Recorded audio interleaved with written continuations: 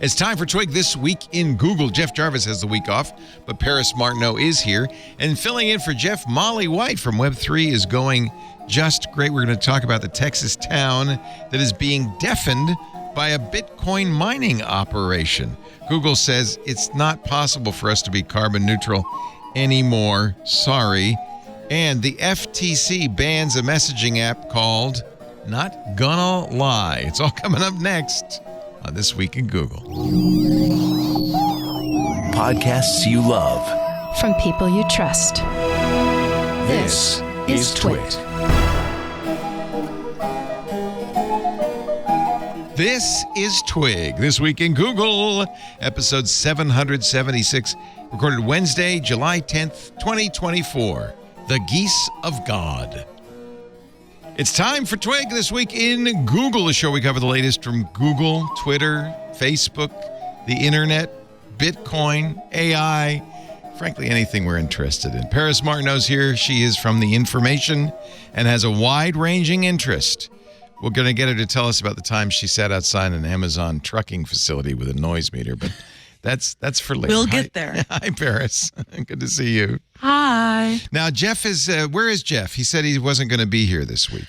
Jeff is out doing typing camp. He posted a very fun... Not typing, typeface. Typeface camp. Yes, Sorry, he knows how to type. Maybe he doesn't. Maybe he doesn't. You can always get better at typing. That's true. I'd go to typing camp and I type for a living. Typing camp sounds like great fun. So he's learning about typefaces and fonts and stuff. What fun. There's a very fun photo he posted on his Twitter, which I put in the Discord chat, of him wearing a silly little paper hat and holding some sort of, I don't know, letters. Oh, it's Linotype Operator Cosplay Camp. Yes, fantasy that's what it is. Fantasy Linotype Camp. All yeah, right. it's kind of like LARP camp, but I was just gonna say a different level of nerds. Well, I'll tell you what. Don't get all excited, Jeff, because we've replaced you with somebody everybody's going to be very happy to see. So while Jeff's there wearing a hat that makes him look, frankly, a lot like he's working at In-N-Out Burger, there's his picture. It is true. That's so cute. We are really thrilled to get Molly White on the show. Hey, Molly, great to see you again. Hello. Welcome. Great to see you. Molly is well known, of course, for her research and coverage of cryptocurrency. She runs the website Web3 is going just great.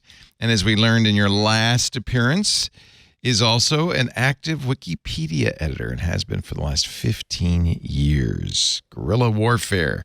If you know guerrilla warfare, you know Molly White.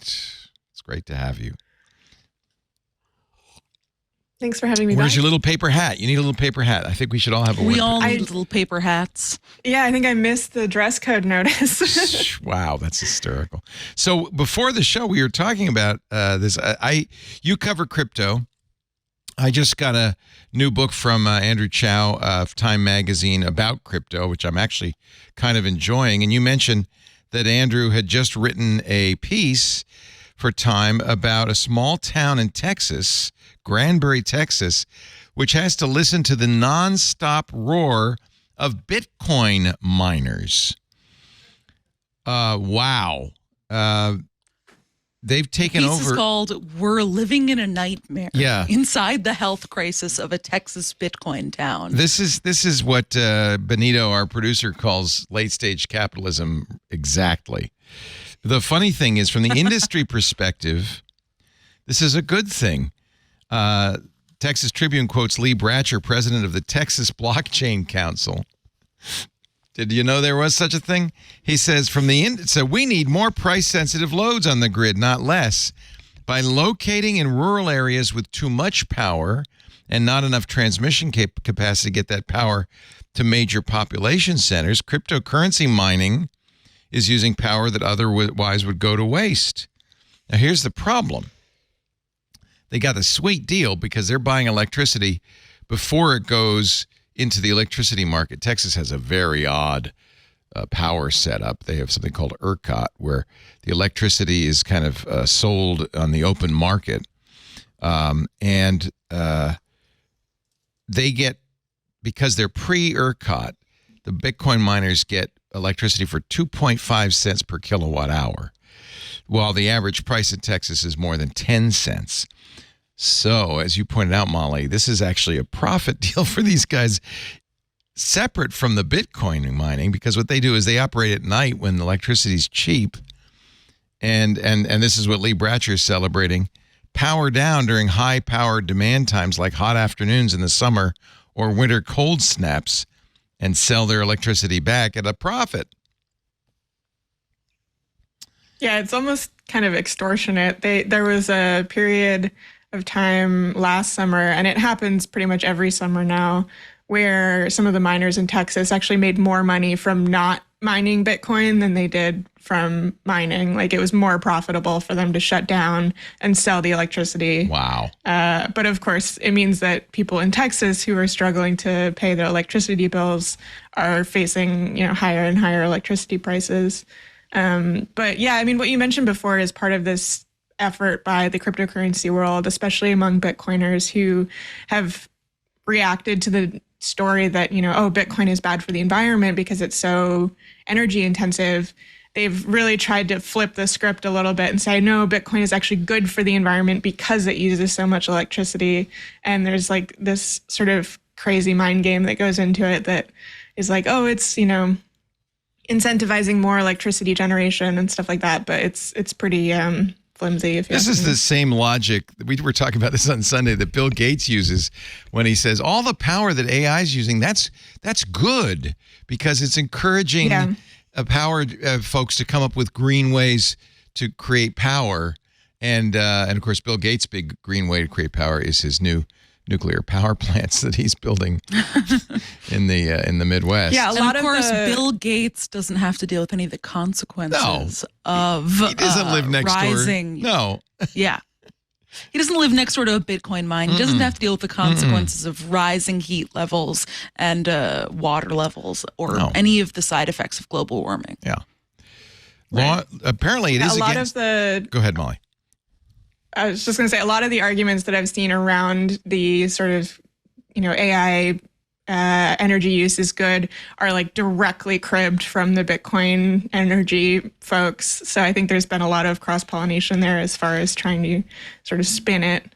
Well, at least in energy usage, AI is very much like Bitcoin, kind of over the top amount of energy use. In fact, we talked last week about the fact that Google was admitting that their emissions had gone way up over the last 5 years, primarily due to creating LLMs, the models for their large language models. And now the latest is that Google is saying we're not carbon neutral anymore.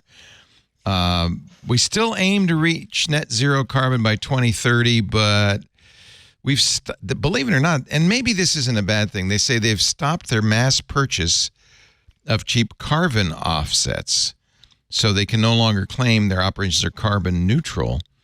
These carbon offsets, though, I think are a little bit controversial, right? You're matching you're still emitting, planet warming gases, but you're matching the volume of emissions with purchases of offsets that support green energy and climate positive things like planting trees.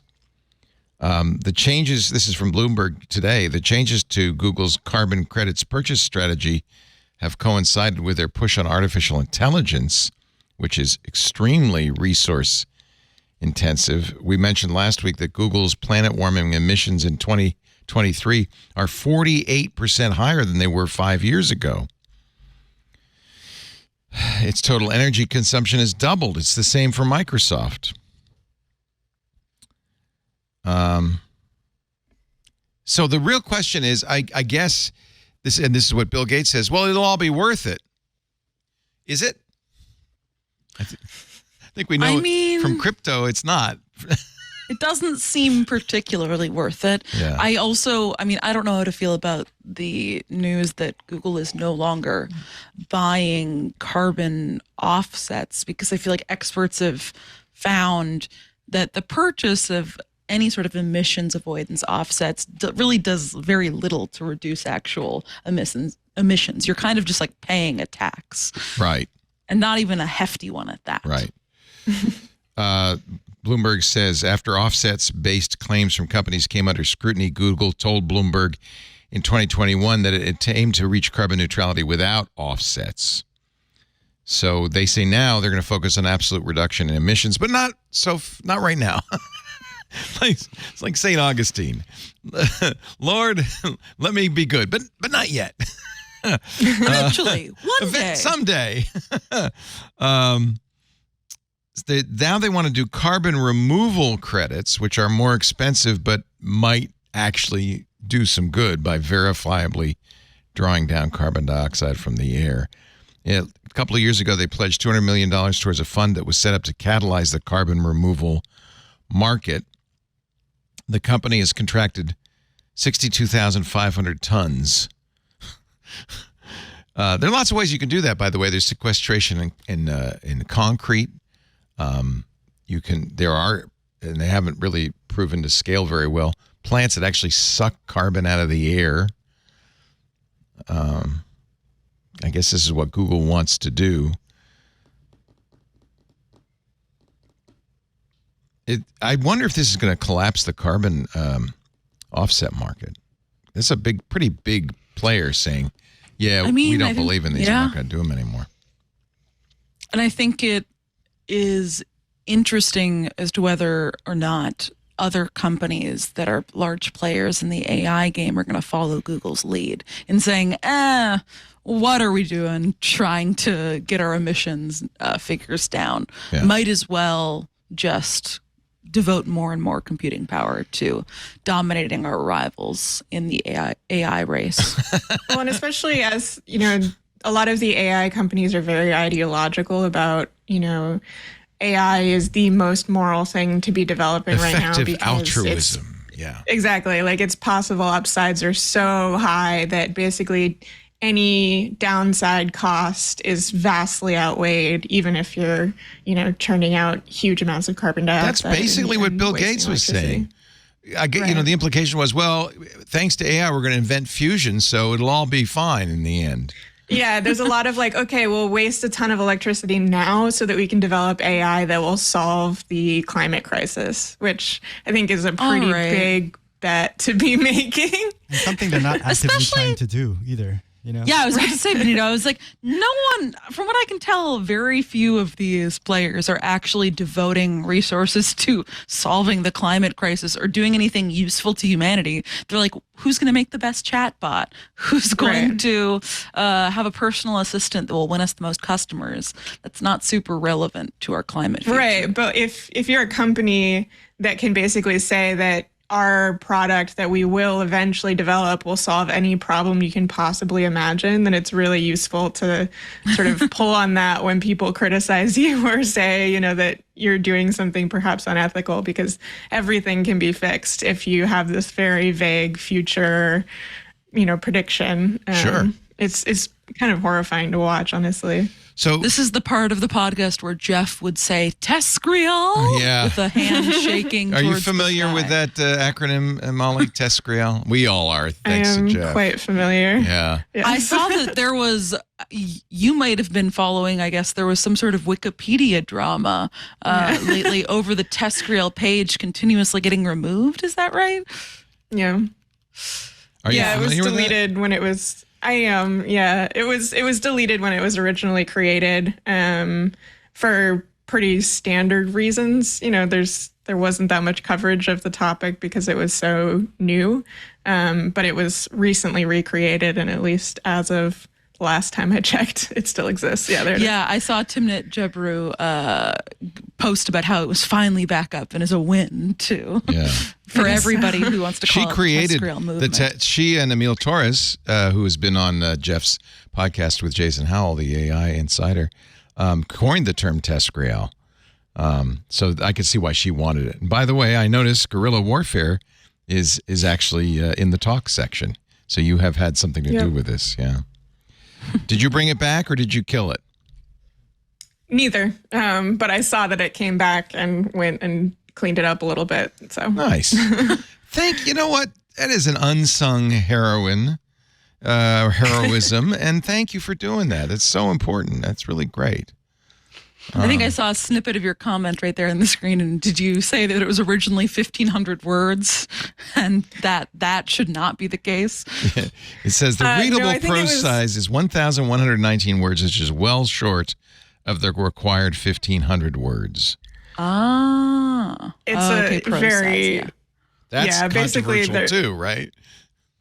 Well, there was a question about whether or not the article was long enough to be featured on the main page as like a new article. There's sort of a section of the main page where we feature new articles, and someone was concerned that it was too short, but they had they'd confused character count with word count, and they were saying that it was too few words when in fact it was far more than the required number of characters, which is a very weird. I don't know why the limit is set in characters. Yeah. Well, because word length varies. Characters, one character per child or whatever it is. So I understand That's what they say. Yeah. That is what they say. Somebody must say that. I love the talk pages I love the talk pages, and I think probably people, I always forget, I'll go to the article, and then right next to the article, there's talk, which is the editors on Wikipedia debating and going back and forth and things, that were changed and things that weren't changed. And this is actually fascinating. There's as much information here as there is on the main page in some ways. Weasel words. I love it.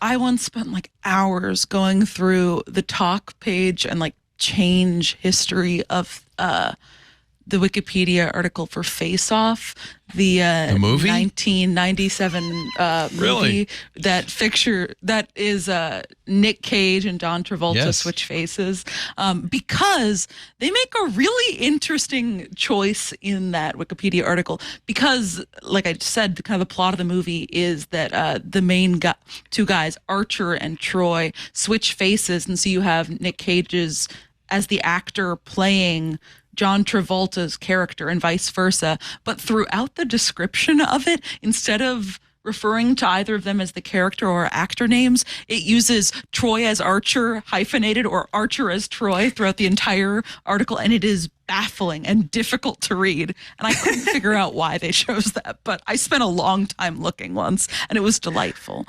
It's so I much recently fun. got really into the weeds of how we spell the name of the character Beetlejuice in the movie Beetlejuice, which is you almost cursed incredibly yourself. involved. Yes, that's true. You don't spell it like the not, star, I'm sure, right? Well, so the problem is that the movie itself is not consistent. So they spell it one way in like the title credits, but then it shows up in like the background when he's in that like little miniature hotel thing, and it's spelled differently. And then like the scripts spell it all differently. And so there's really no consensus within the movie itself. It's not BEETLEJUICE? Well, I mean, some that's would the name say of the it movie. is.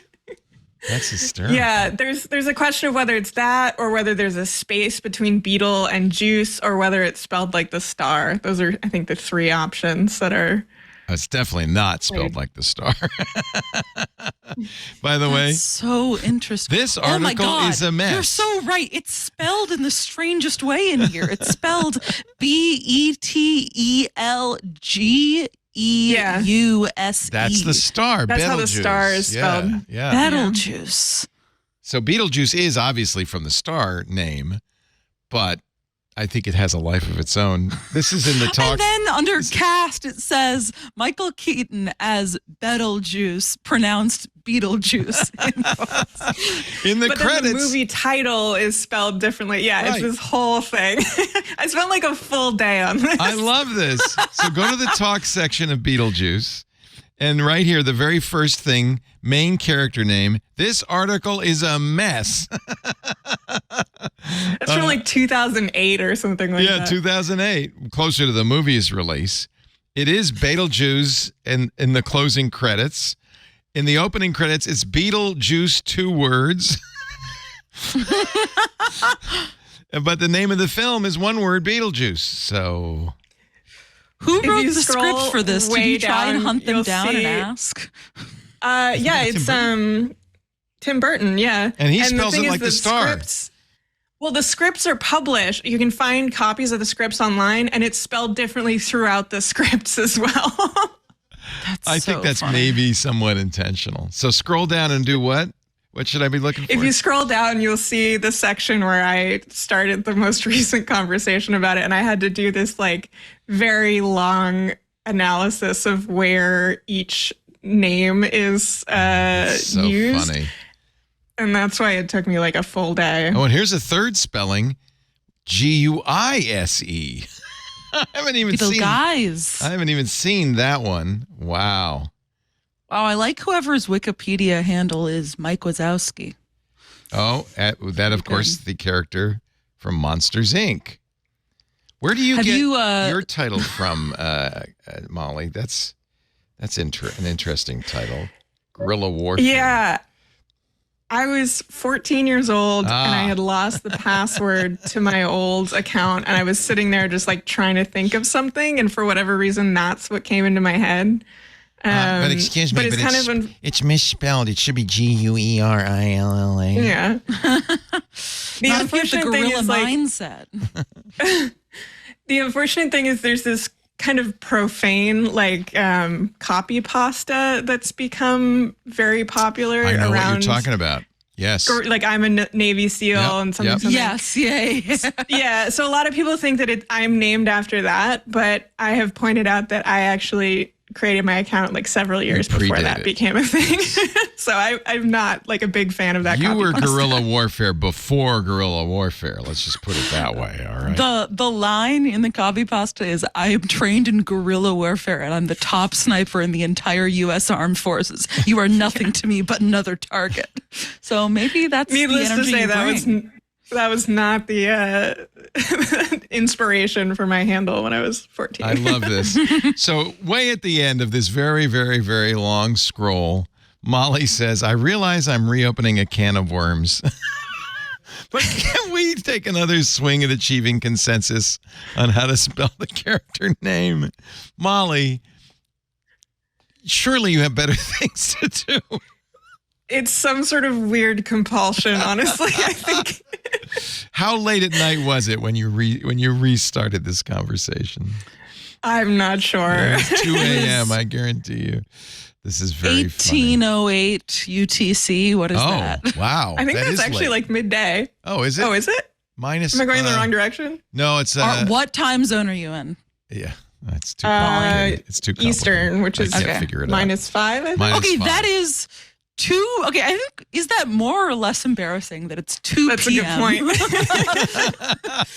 You just had a frappuccino and you were a little buzzed and you thought, this is a Often good time. what happens is I'll be working on something that I'm trying to procrastinate, and it's like, you know what? Instead of doing this important work, I'm going to go Yes. argue about how we spell. Perfect. Beetlejuice. That's what it is. And At you least you're really aware. That's good. reopened it with such a long, I know, such it's a so long good. opening salvo. So there are good. so I many love different parts to this message. It's great. Oh, this is what geekdom is all about. This is what it was made for. Anyway, getting Wikipedia back. is really the heaven for the pedant, I think. I'm just thrilled you do it, and all the other editors. It's a handful. Do you know how many editors there are at Wikipedia? It's not very many. Like really active. people Yeah, like it depends how you count. Yeah, it's like 100,000, I think, on the English Wikipedia, but it's been a minute since I looked. Yeah. Well, that's a good number. That's more than I thought. But nothing compared to the number of views, even in an hour on Wikipedia. I just love Wikipedia, and I'm very grateful to the volunteers who do all that work.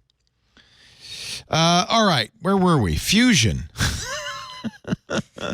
So the nuclear power plants we have, and also the atomic bombs we have used, all use fission, which takes heavier molecules, heavier atoms, and breaks them down into less heavy atoms with the release of energy. But the sun doesn't do it that way. It goes the opposite direction. It does fusion, which is great because it doesn't create radioactive waste. It creates heavy water or something.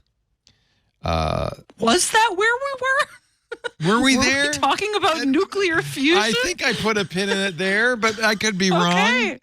Well, the only reason I wanted to bring this up is this is what Bill Gates and others are hoping that AI will save us, right? And the reason I bring it up is because it is in some ways getting more distant. So there's a big fusion project that has been funded by multiple nations in France called ITER, I-T-E-R. They have now announced that they're going to push back another, I think it was 9 years. Full fusion power won't happen until 2040, on 2039 on their time frame. That's a 4-year delay relative to the previous roadmap. Now, the first thing we should point out is scientists can already create fusion, but it uses more energy than it releases, so it's useless for energy generation. The goal is to create not even cold fusion, but fusion using less energy than it generates. And they are using a pretty well-known technique, a tokamak, to do this. But cost delays, building delays and cost overruns are causing a real problem. Also, another problem, according to Ars Technica, this was just the other day. This article came out the day after the holiday, the 5th of July. The product is the international nature of the collaboration, which sees individual components built by different partner organizations before assembly at the reactor site in France. The pandemic disrupted production of those components, so that delayed it. And then the fact that it's in France is a problem because the country's nuclear safety regulator halted construction. So it's kind of a mess. So if you're hoping for the magic of fusion to save us, which it would, I guess, if we could come up with it, cold fusion, but it's not going all that well. Maybe I will say the photo they have in this Ars Technica article is pretty cool. It's a pretty cool looking photo of a reactor. Tokamaks are really cool. There are some really amazing. I bet you Wikipedia would have some really good pictures. Let me just see. Have they tried typing into ChatGPT, invent fusion? Yeah. Have they tried just that? ask it, invent fusion. That's a great point. Here's the. No one's thought to do that. Here, how about this for a cool picture, Paris? This is the experimental. Oh, that's very cool. It looks like a nightclub. Yeah. It looks like the inside of the TARDIS. Yeah. It is bigger on the inside. It's true. This is General Atomics in San Diego. They've been working on this since the late 80s. It does look 80s. Doesn't it? What is it about these kinds of projects that they feel like, we got to make it look like sci-fi or nobody's going to believe what we're doing? Maybe. I don't know. It's a giant magnetic field. This is a giant torus clad with graphite to help withstand the extreme heat. Anyway, we've been trying to do this for more than 50 years. Hundreds of billions of dollars from all the involved nations, and there's quite a few, have gone into this, and it is delayed a little bit.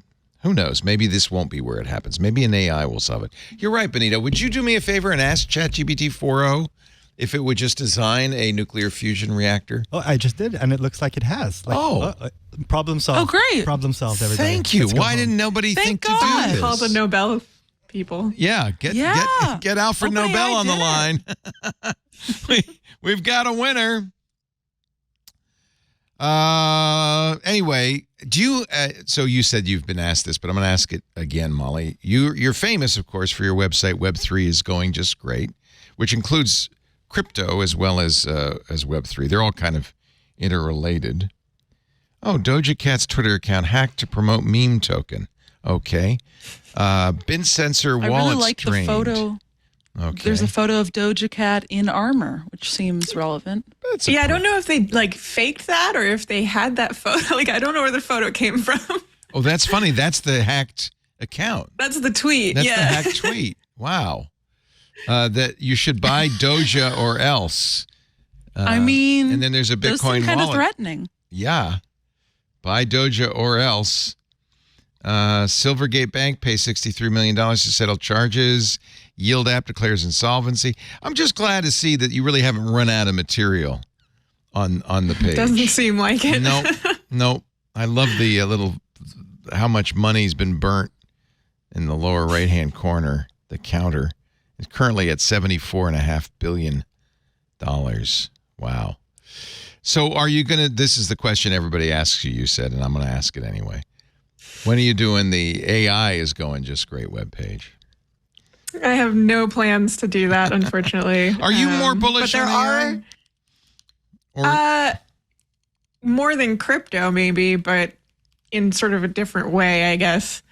But what I usually say when people ask me that is that there actually are some projects out there that are kind of like AI is going just great. There's a really great project called the AI Incident Database that is run by a bunch of researchers, I think, and they accept like submissions and stuff. And it doesn't have the sarcasm, I guess, but it's a good equivalent, in my opinion.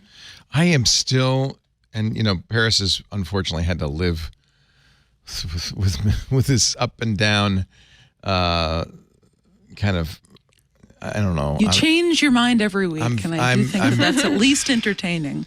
I'm very back and forth on this. Currently, my current thinking on AI is I'm getting a little worried. About what? About it not paying off. Like that. Really? Yeah, that we've kind of. So it's interesting because it suddenly out of nowhere showed all this interesting progress with music and images and then with text, and it looked really exciting. But then I'm worried that it's just gonna. But it never really did anything really substantively. As Benito has said over and over again, I guess I'm listening to Benito now more. It's still just crap, basically. It's just crap. So when is it going to start really delivering on the promises? Right, that's the question. What would deliver for you? What's like an example of a bar you'd want? I just want to see it getting better. Nuclear fusion. Yeah, fusion will. Hey, fusion would be great. I just want to see it getting a little bit better. And I think it's maybe starting to plateau a little bit. I've been playing with, I think I mentioned last week, Claude's, maybe it was on Claude's Sonnet, the newest Claude Anthropic chat client. And it's Claude.ai. It's kind of, it feels smarter, but not smart. I want more. It's like maybe cure one kind of cancer and you'll get a good 10 years of money from us. If you cure one kind of cancer, then you can make all the chatbots you want. It feels like we're this close, but we've been this close for a while. Yeah, I don't think we are. I think we're very close to curing one type of cancer. Yeah, exactly. That's exactly my point. I had started... do that once and you're going to get goodwill from us for the next 10 years. Yeah.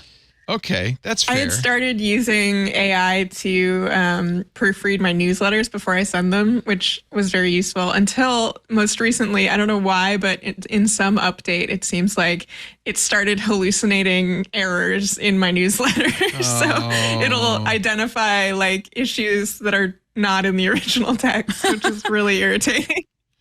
So instead of correcting actual errors, it was making up new errors for itself to correct. Yes. Oh, that's not useful. That's actually really bad.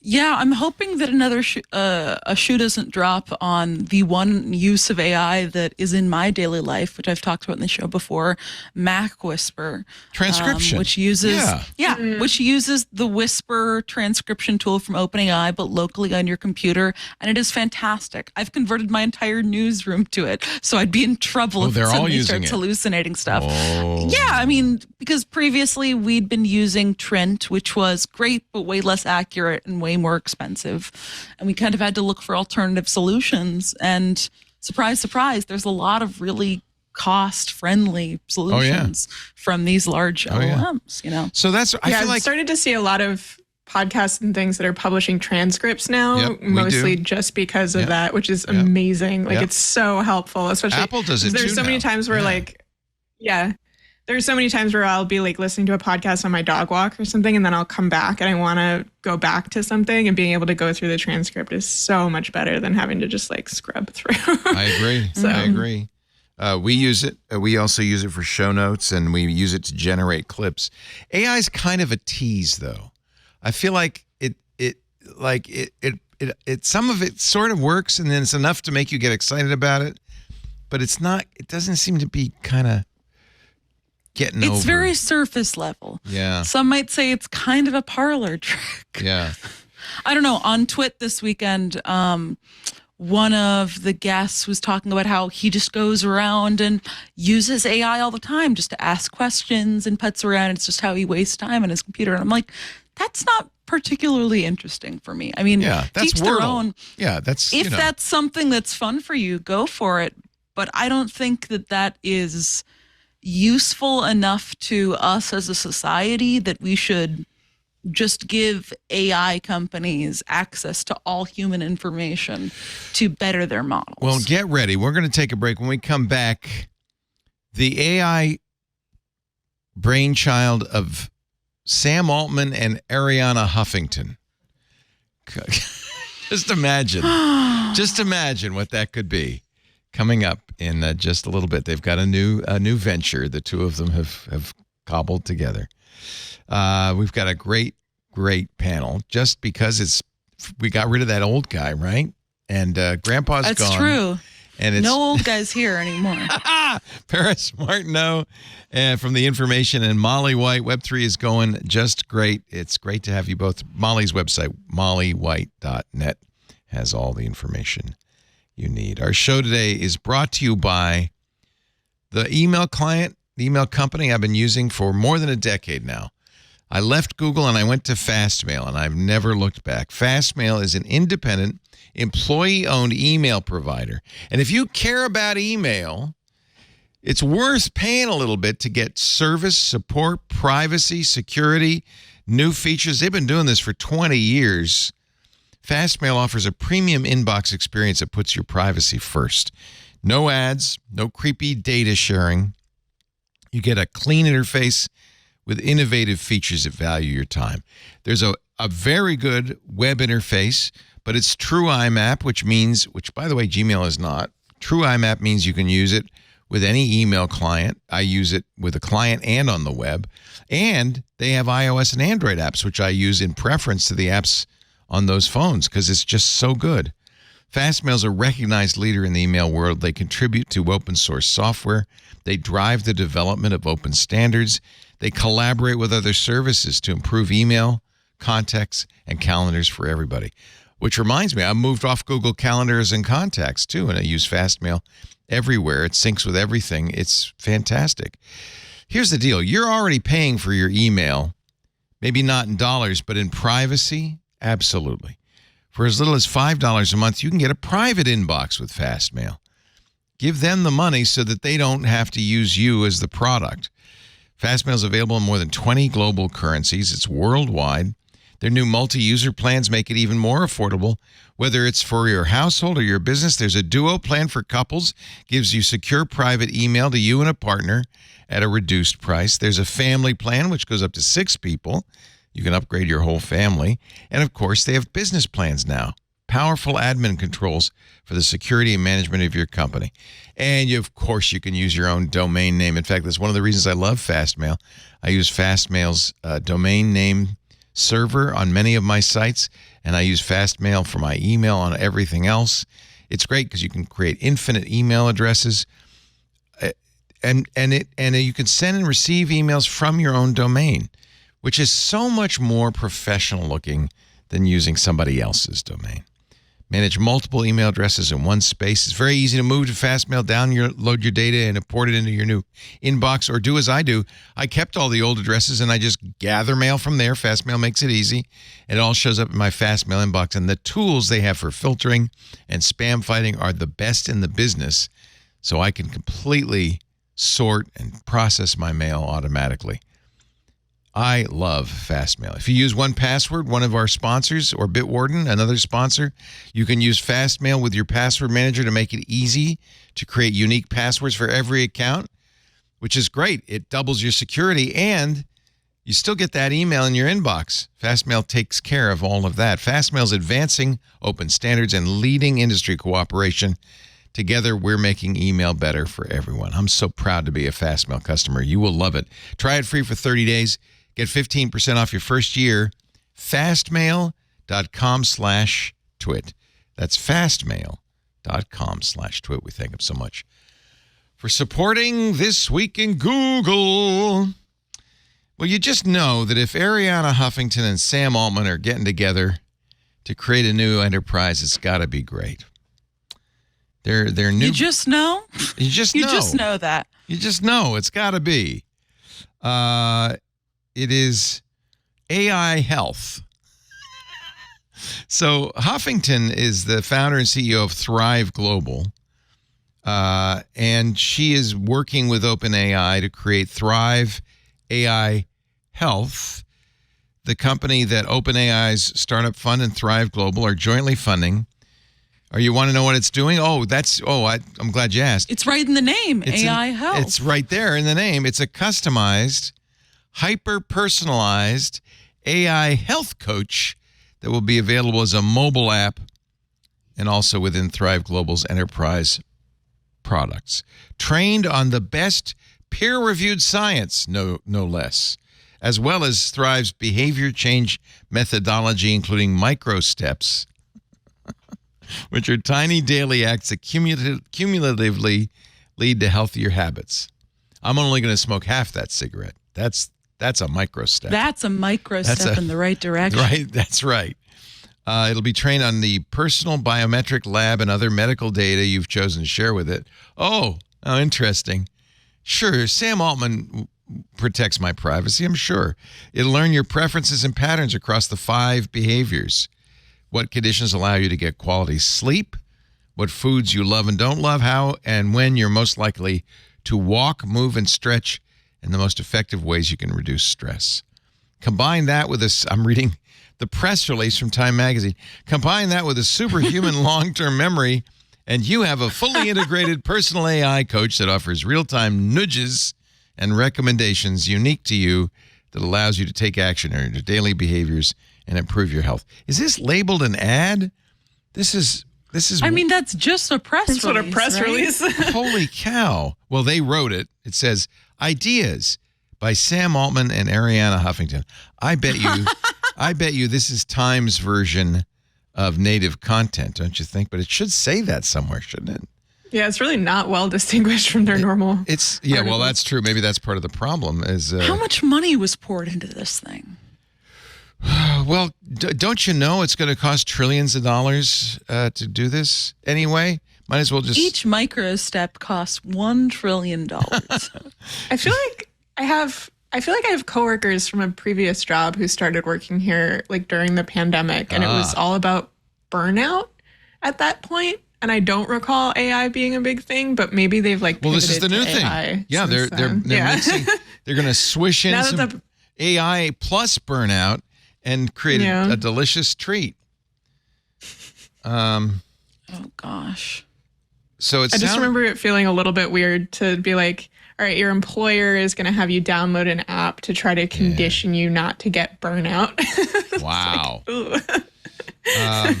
It feels like this is part of the quantified self movement, right? The more you know about all of that stuff. I have to say, that's another thing that's disappointing. I know exactly how many steps I took. I know exactly how many calories. It didn't help. Doesn't help. Listen, the problem with my health is me. It's not a mystery. Yeah, I know how many I'm cigarettes I've smoked. It doesn't help to know that. No, I do not smoke, by the way. I just want you to know. I'm using it as an example. With AI-driven personalized behavior change. That sounds very sinister. Oh, man, this dystopian. You know, the AI is going to help you. What is the name of this partnership? It's Thrive AI Health. Thrive AI Health. The company that OpenAI Startup Fund and Thrive Global are jointly funding to build a customized, hyper-personalized AI health coach that will be available as a mobile app. Great. You know what it is? It's Microsoft Bob. It's a Clippy for health. You look like you're going to need another one of those Cinnabons there, Paris. Maybe you'd think about, cutting back. It's basically the pop-up on my iPhone that tells me you need to complete your move ring today or I'm going to come and beat you up in your home. It's that on steroids. Exactly. Yeah. Although, and now it's got the nice like AI errors too. So it'll start telling you to eat rocks and things like that. Those rocks would be very good for your diet. You need more minerals. Don't you, Paris, didn't you recommend at one point an app that would tell you you're going to die? Oh, yeah. I've got a great app called WeCroak that 5 times a day sends me a push notification. I put that on my phone. Don't forget, you're going to die. After you recommended that, and it was depressing. I took it off. Why? Are you afraid of your I just don't need to be reminded. I know, when you get to my age, Paris, you don't need to be reminded. It looks you in your face. It looks you in your eye. It says, I'm coming for you, buddy. And they also, I've got to sign in because I upgraded my phone. They also do these weekly leaps where it's like a challenge each week where the goal at the end of the challenge, once you complete it, it asks you, did this bring you closer to accepting your untimely demise? Well, this is, yes or no. Isn't this what the Roman emperors had as they were processing down the Appian Way in their chariots to trumpets and laurels? They had somebody standing behind them, whispering in the ear, remember, you're going to die. God, that would be a great job to have in the Roman times. Memento mori. It's going to be the death whisperer. Yeah. Am I imagining bring that back? I think it's real. Let's look at Wikipedia. Remember that you have to die. Memento mori. Yeah. This is what you're doing right there with WeCroak. I just Googled death whisperer guy Roman Empire. According to Reddit, today I learned that Marcus Aurelius had a servant follow him around. Yes. And every time Aurelius received a compliment, the server had to whisper in his ear, you're just a man, to keep him humble. It kind of makes you wonder, like, why he realized, like, what made him think that was necessary. Marcus, you're just a man. Knock it off. It's like having your mom in your head all the time. In some accounts of the Roman triumph, a companion or public slave would stand behind or near the triumphant general during the procession and remind him from time to time of his own mortality. Hey, yeah, that's what I'm doing. Yeah. WeCroak. I mean, I think it's nice because sometimes you'll be like stressing out over a work deadline or something, or an interpersonal conflict. And then you'll see it pop up on your phone and you're like, don't forget, we're all going to die. This is kind of meaningless. Don't worry. That enemy of yours is going to be dead soon and you'll dance on their grave. So you may wonder where microsteps came from. It came from this Ariana Huffington opinion piece in the New York Times, how small habits can lead to big changes.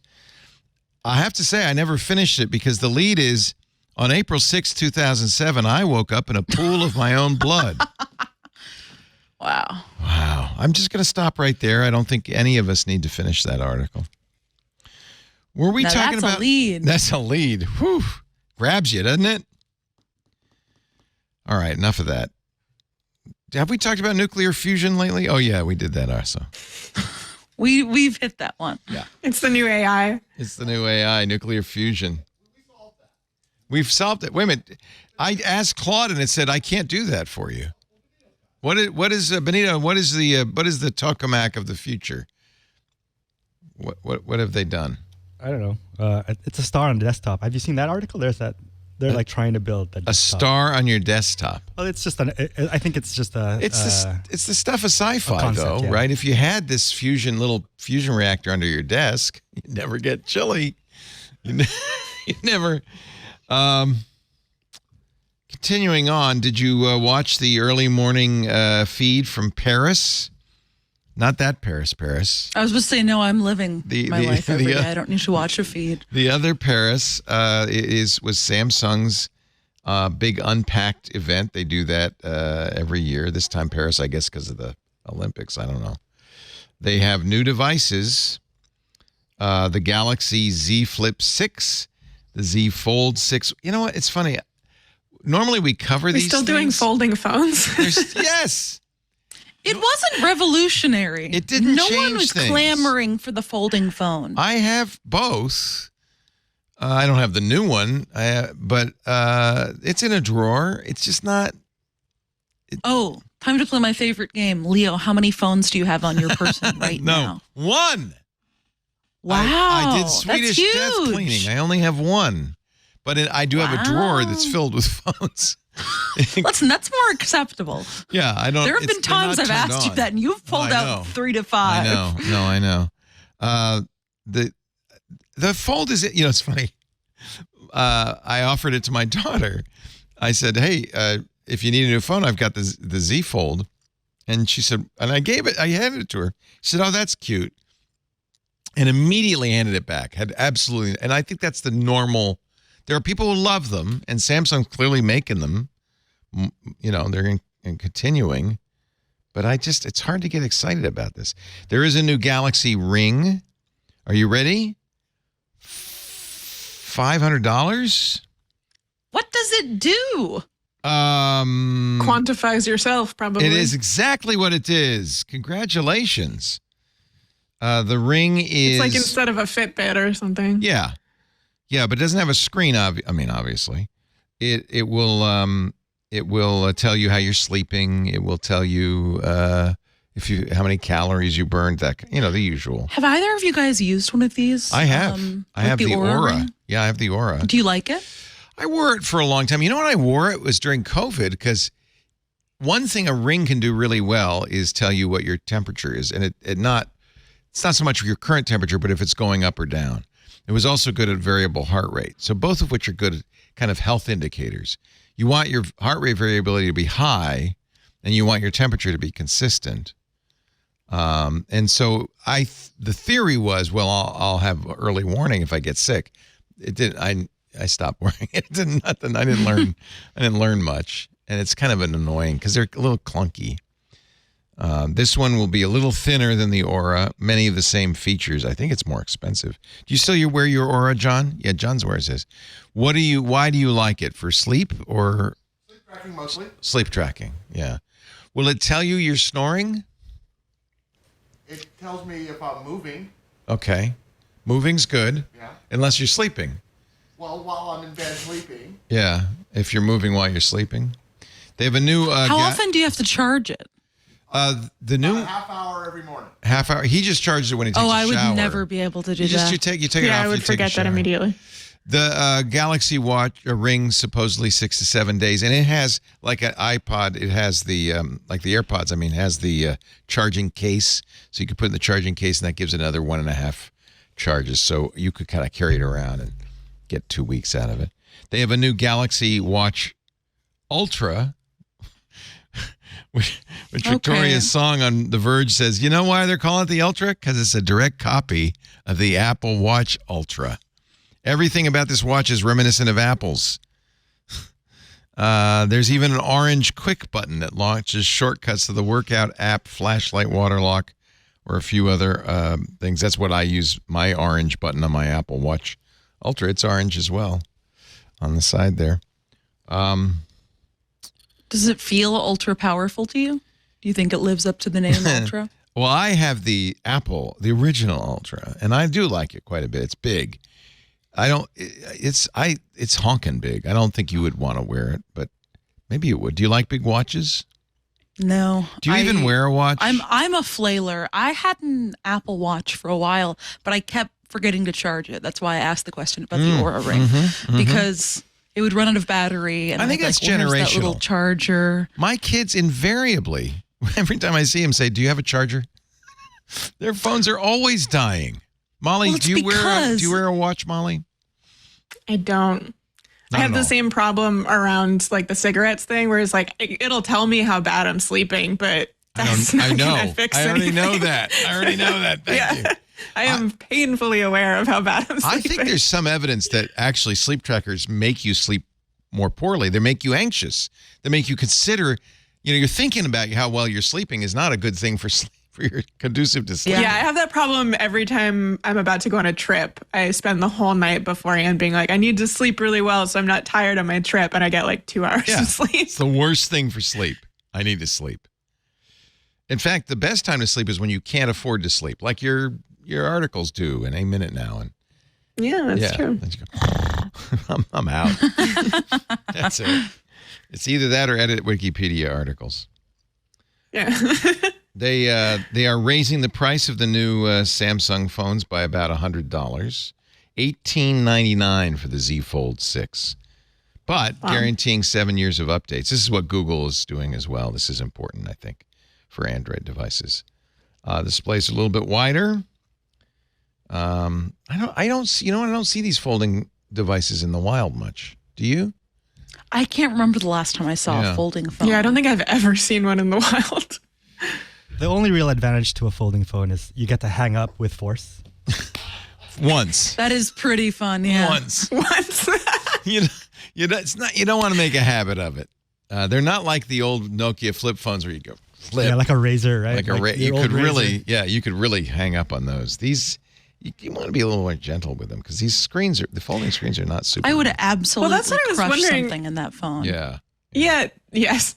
But that's when it says 7 years of updates. My question is like, does the screen last 7 years? Never. Because that seems ambitious. Point. That's a very good point. Like I could see a regular phone, if you take care of it, lasting for 7 years if you're, careful. But one that you're folding a lot seems iffy. Yeah. It's also like if you drop it and it cracks, how are you replacing that screen? You can't just go to your local phone repair place and have them replace a folding screen, I assume. We used to cover these events almost as if they were as important as a new Apple iPhone event, which the world seems to sit up and take notice to that. I feel like Android phones are really for people who don't really care that much about their phone. They just want a phone. Am I wrong on that? I feel like it's illegal for us to say that on this podcast. It should be. But I mean, I have an Android phone, so I can speak but that's for the because you don't care Androiders. about phone. It's like you don't care that much, right? you are the Lorex. You speak for the Android. You just need you're utilitarian though, right? You need something that you can use to message and. Yeah, I think look that at is the a part of comments it. in the chat right now. And part of it's also just stubbornness. Okay, everybody in the chat room is mad at me, right? They're saying Everybody said very wrong. That is not true. Very Leo, wrong. hell no. I will say no. I am also an Android person who likes to have the same. Like I'll have a phone for 5 years Yeah, if that's what I'm possible.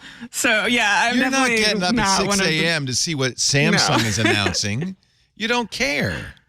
All right, for all of the people who are really into their Android phones in our chats, and we are everywhere now, YouTube, X, LinkedIn, Facebook, Twitch, Kick, any of there, and I'm seeing the chat from everybody. Did you get up early to see the Samsung event? Of course not. I will say though, I feel like the shine around developer events and like big keynote events, including Apple's, has sort of worn off. It used to be a bigger event when Apple had their annual announcement. And I feel like it's been more muted in the last couple of years. Even that is kind of worn off. Yeah. Yeah. Yeah, I think honestly, I got an email from somebody said, it was almost apologetic. I used to listen to your shows and really care about all this stuff, and I just don't care that much anymore. And I would listen, but technology is just a background noise now. It is, isn't it? It's kind of become that, hasn't it? It's just part of life. It's like you don't watch a show about toasters. Yeah, that's what I was thinking is I was reading something interesting recently about how there aren't really tech publications anymore because everything is technology. Right. And there aren't even really tech companies anymore. And I actually was recently at a conference where Anil Dash gave a talk, and he said something around the idea was basically there isn't a tech industry anymore because you don't just build tech, you're building technology that does something else. But every industry these days is a tech industry to some extent because, what industry is like purely analog? So I definitely feel that impulse or that sentiment, I guess, where like, how much can you really devote to paying attention to like the new tech when it's just everything around you is new tech? I love Anil, and he's been for some time now saying, it's all over. and I've been trying to get him on to talk about it, but I think he says, nah, I'm not going to do any podcasts. That's ridiculous. Here's one from last month. The new alt media and the future of publishing. You might have noticed it's not a super fun time to be in the publishing industry, especially if you're trying to do journalism. He has become kind of late skeptical of this. I feel like, I mean, it's not good for us in some respects. We used to have larger audiences, and people like this guy who emailed me were very interested. What's the next thing? What's the new thing? What's going on?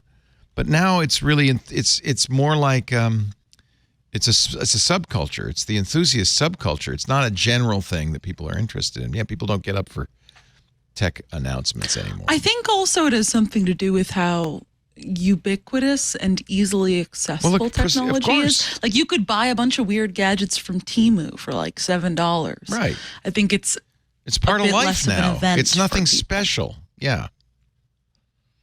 And I think also we're starting to get to that point, especially with phones and things like that, where a lot of the updates and announcements are really incremental. You know, it's like, oh, it's a faster phone, or it has, you know, some improvement to a feature that it already had.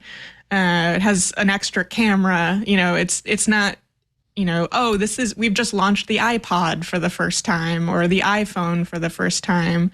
And so I think people get less, you know, excited about it when it feels like it's just sort of the 2.0 version of something they've already seen. Yeah, Neil's pretty bullish on the idea of kind of a democratization of it. You know, he wants people to have their own websites and write their stuff and express their point of view. He just doesn't think there's a role for a tech press anymore, which is probably true. I don't know. I don't think so. I think there's definitely a role for journalists in the technology field. Do people want reviews? What do they want? Actually, I'm probably not the best person to answer that, because I'm not sure that I love... Actually, yes, people want reviews. People love reading reviews. Okay. There are whole websites dedicated towards it. People you. Love Wirecutter. And I mean, I will occasionally read reviews if I'm going to buy something. I don't consume them passively like some people. But this is an interesting thing, because the New York Times is surviving. I think I'm glad Jeff's not here because he's not a fan. But New York Times is surviving not so much as a news operation, but as the site for Wordle and the Wirecutter. Yeah, as a games business, as a shopping site, as a cooking thing. News is kind of dead. It's not just tech news. It's news in general, maybe. Well, I would say also the New York Times has size advantage, where if someone's going to subscribe to a news outlet, they're probably going to subscribe to something like the New York Times. Yeah, but because you get Wordle with it. They get more bang for your buck. You get Wordle with it. Yeah, I don't know if I would agree that news is dead. I think it's just changing a lot. You know, people still get the news. It's just a question of where they get it and how they get it. What do you do for news, Molly? Well, I mostly use RSS because I'm about 90 years old. But yeah, I mean, I mostly try to follow a wide range of sources that provide sort of interesting perspectives on things that I'm interested in. Some of it's paid, some of it's not. Mostly I don't subscribe to the big ones like the Times and, you know, those guys. But I think increasingly people, I don't know, maybe that's why I'm curious if young people feel this way, but I think in general, increasingly people are seeing mainstream media as being corporate shills. Like they have an agenda. I think that's more of a talking point online. Oh, really? It's not real? It's not for real? I mean, I think for some people, certainly, but yet still when they're looking for information about something, they're going to Google it and take a gander at headlines from places like the New York Times. But they don't care what the headlines are. They don't say, oh, let me look at the Times. They don't go to the Times at all. They go to the Google. You just said it in a way. That the source, the authority of the source is not... See, part of it is people of my generation grew up with ABC, CBS, and NBC. And you had Walter Cronkite, and you had Huntley Brinkley, and you had, I don't remember who ABC had, because they were kind of a small network. And that was your news. That was where you got your news. And if you had and then you might get a paper. You might get a morning or evening paper. We used to have evening papers. And you'd get that on your doorstep and you'd read that. And that was the news. You had a handful of sources. And they were authoritative because they were the only sources. Yeah, I think fewer people these days, it seems like, go and, find a newspaper and sit down to read the newspaper, or not that many people will go to nytimes.com and scroll through the front page. I think most people, these days at least, will see something come in through social media, or they'll hear about something from a friend and they'll go look for something about a very specific topic rather than, thumbing through the pages of a newspaper. Where do you get your news, Paris? I mean, you're a little different because both of you are journalists. So, obviously I have to cover tech news. So maybe we aren't the best group to ask, but. Yeah, I use a variety of sources. Obviously, I'm always scanning on Twitter and Blue Sky for things. I go that's not to normal, New York though. Times. You think that's normal? That's what Journal, Bloomberg. That's not do real people do that? What do your I don't parents think do? real people use Twitter. My parents. I think my parents listened to a handful of inflammatory radio stations and TV channels, and their worldview is warped by that. That's one of the things. That's the other thing that's happened is people go to sources that can, confirm their biases. They look for their tribe, but I think that has always kind of been the case. Yeah. But when you only had Walter Cronkite or Donnelly Brinkley, I guess there weren't that many, unless you were really a crackpot and you found the local KKK meeting, you were getting that kind of mainstream news, and that was it. We'll save this conversation for when Jeff gets back, because I'm sure he has some opinions, being a journalist and professor of journalism. But I feel like times have changed, and I've of late been thinking, where do we get our information? And there's no one spot anymore, right? Everybody gets their information from different places. And if you Which I think is in some ways a good thing. I think it is good that people have access to a diversity of views that they maybe once didn't. Absolutely. But obviously, it Jeff can would say that. Yeah. Yeah. But yeah. On a similar but radically different note, I don't know if you saw that a sequel to The Devil Wears Prada is in the works currently. How is that related in any way? Because it's going to, The Devil Wears Prada was about kind of like a take on Vogue editor Anna Wintour. It is going to follow the main character, Miranda Priestley, during the decline of magazine journalism. As she has to battle it out with her former assistant, who's now the head of a luxury advertising brand. Is it still Meryl Streep and Anne Hathaway? It's still going to be Meryl Streep and Anne Hathaway, yeah. But now the roles have shifted a little bit, because Meryl Streep is the editor of a dying paper magazine. And Anne Hathaway is the hot, editor. Is a high-powered executive for a luxury group with advertising dollars that Priestley desperately needs. Oh, wow. I think that's code for private equity, right? Yes, that's right. Yeah, probably. Wow. Yeah, I think, Hollywood's going to reflect the times. Let's take a little time out, and we're going to come back with more. Molly White, Paris Martineau, you're watching This Week in Google. Our show today brought to you by, I'm so glad to have them on as a sponsor, Experts Exchange. You all may remember this if you've been around for a while. I used to go frequently when I wanted to know tech information, when we were, trying to find the answer to questions for the radio show or the TV show. I would go to a site called Experts Exchange. And then I guess they just fell off my radar. I'm not sure why. Well, I was really pleased. I talked to them the other day. They're here. They're back, and they're better than ever. And now, more than ever, we need Experts Exchange.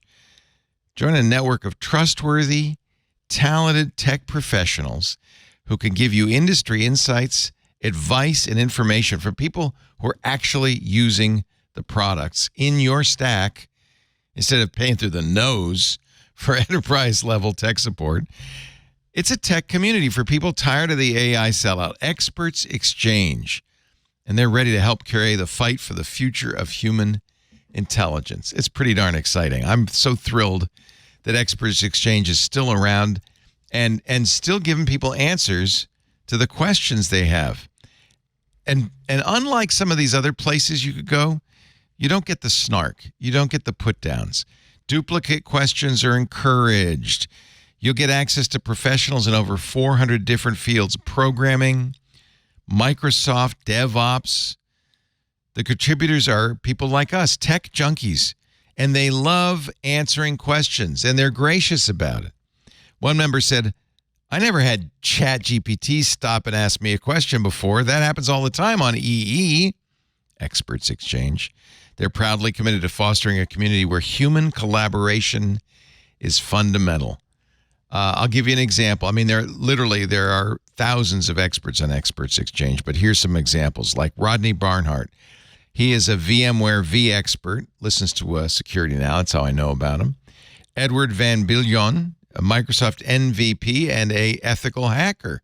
Imagine getting access to Edward and asking him questions. Plus, Cisco design professionals, executive IT directors, CISOs, IT professionals on the ground where the rubber hits the road, people who really are working with this stuff. Other platforms betray their contributors by selling their content to train AI models, not at Experts Exchange. Your privacy is not for sale. They're really carrying the banner for real people, humans. They're standing up to the betrayal of contributors worldwide. They have never and will never sell your data, your content, your likeness. Because it's not, you know what? Their business model is humans to humans. They block and strictly prohibit AI companies from scraping content from their site to train LLMs. Moderators strictly forbid the direct use of LLM content in their threads. You're talking to an actual human being. And by the way, the people who are at the Experts, they love what they're doing. They reward. Same reason why Molly is an editor on Wikipedia. The fulfillment of passing your knowledge to helping someone else in need is the reward for attaining expertise. Experts, you now have a place where you can confidently share your knowledge without worrying about a corporation stealing it to increase shareholder value. And users, and we're all users, you deserve a safe haven from AI. Experts Exchange, they're back, baby. The Q&A for people tired of the AI sellout. Here's the deal. For those of you like me who remember Experts Exchange and are wondering what's it like these days, for those of you who've never tried it, they've decided to give you 90 days, 3 months free. You don't even need to give them a credit card. So you can try it right now free for the next 3 months. e-e.com/twit. Actually, that'll tell you something. The fact that they have a 3-letter .com. They've been around. e-e.com/twit. Take a look. This is a really, I'm so pleased that they are back. And I'm really, really glad to help spread the word. Experts Exchange. Free for the next 90 days. And somebody in our Discord is doing the Google thing. Here's an ad interlude. He's got a little wildlife going while the ad's going on. Thank you. Harvest mice love to eat pollen. Sometimes they nap in the flowers. Thank you, Chocolate Milk Mini Sip, for that moment of zen. Isn't that what Google calls it? Riyadh, Saudi Arabia, has decided they want to be the home to esports. In fact, they are offering a prize pot that's bigger than the Professional Golf Association, a $60 million prize pool for the Esports World Cup. And MBS wants to build an esports capital in Riyadh. It's kind of sports washing. They're not new to this. Remember the LIV golf tournament to compete with the PGA that was funded by MBS. There are many gaming companies in Saudi Arabia. And apparently, the crown prince is a gamer himself. He likes to play Call of Duty. What a surprise. Why not? Why not? This is interesting because I remember when I was in Dubai a couple of years ago, and Dubai never had much oil, but the Emirates do, United Arab Emirates do, and they kind of helped Dubai build this amazing city. But they all realize that oil will run out, that either people will stop using it or they'll run out, and they need something else. And so this is part of their vision of the Saudis' Vision 2030 agenda, which aims to diversify the economy away from petroleum wealth by creating new industries and opportunities for the young population.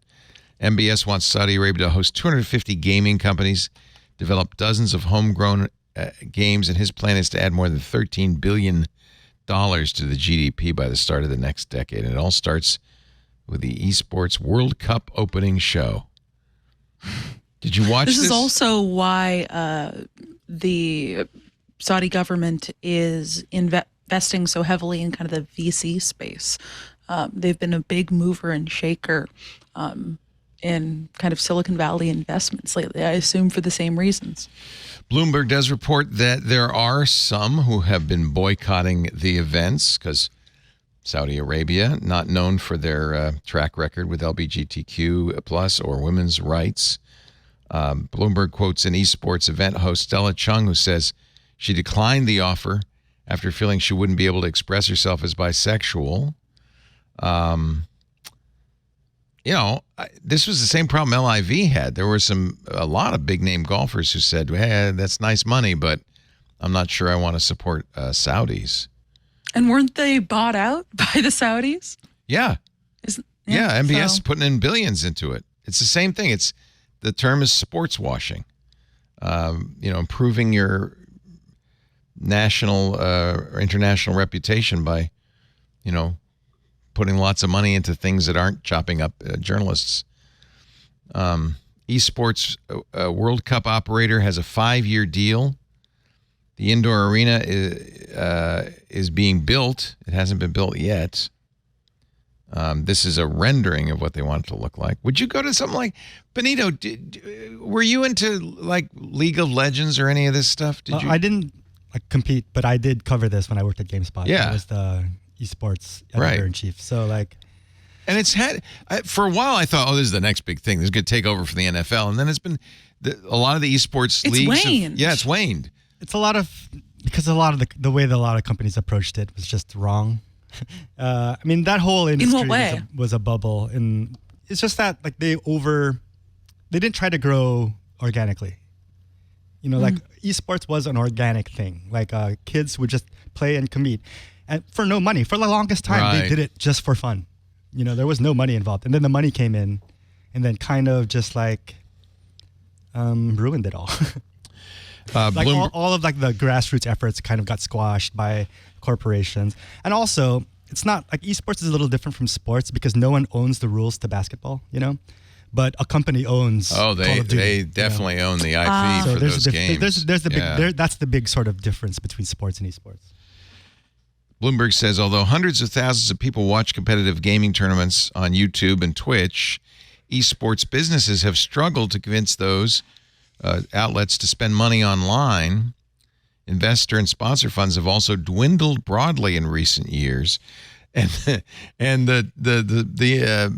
stadiums are not doing all that well. So Comcast's Spectacor, which is owner of the now defunct Philadelphia Fusion Overwatch League team, turned its $50 million esports arena into a multi-use dining and retail facility.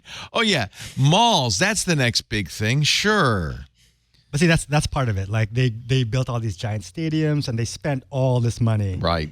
And on the other hand, Saudi Arabia can afford to spend this money, right? They it's can true. pump this they can money afford in. to build crazy malls. Because it's not about profit for them. It's about sports washing, like you said. Exactly. Revenue from the video game market in Saudi Arabia, the UAE, and Egypt is forecast to reach a relatively paltry $2.9 billion in 2028. It's $2.1 billion this year. If you're a kid in Saudi Arabia, there probably isn't a lot of stuff you can do. So I guess gaming might be one of the few things that's fun and sanctioned. I guess. Do you game, Molly, at all? Not in any serious way. No Baldur's Gate 3 for you? This one's a real get- gamer over here. Paris is I am. oof. I get pretty brutal motion sickness from most video games, unfortunately. So although I would love to, I am basically incapable of playing most games. But I do play a lot of I've been really into RimWorld recently, which has been really fun. It's like a little That counts. sim game. Yeah. What is RimWorld?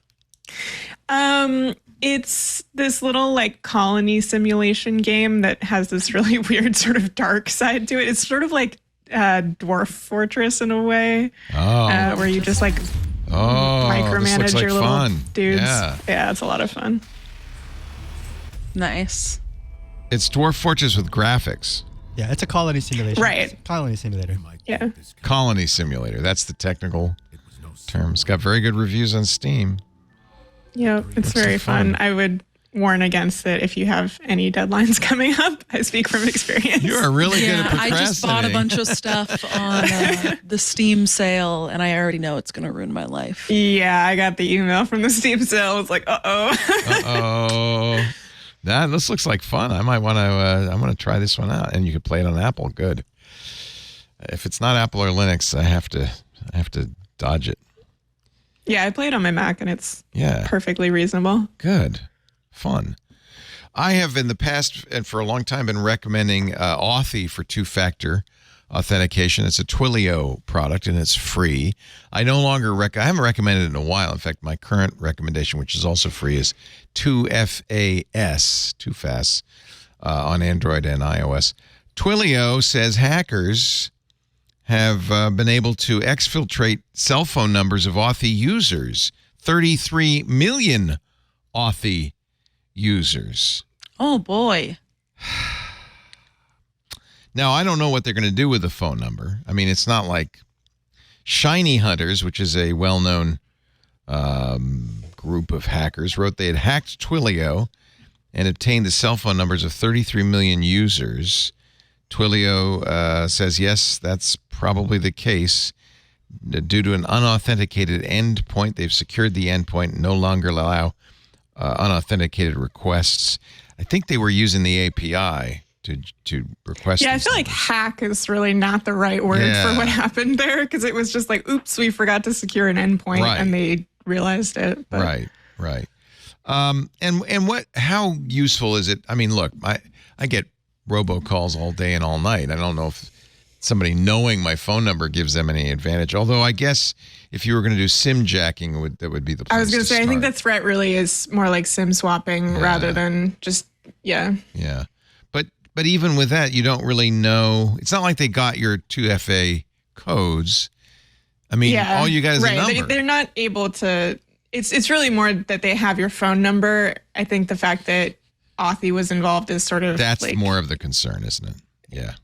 Well, but I think that there's no actual threat as far as the two-factor side of things. It's really just a question of the SIM swapping end of things, which is obviously a big deal if people target you for that. But it's not like people can bypass your two-factor or something like that. Exactly. You're watching This Week in Google. I've got a Google story for you with Molly White, Paris Martineau. Jeff will be back next week. A Google story, and not a good one.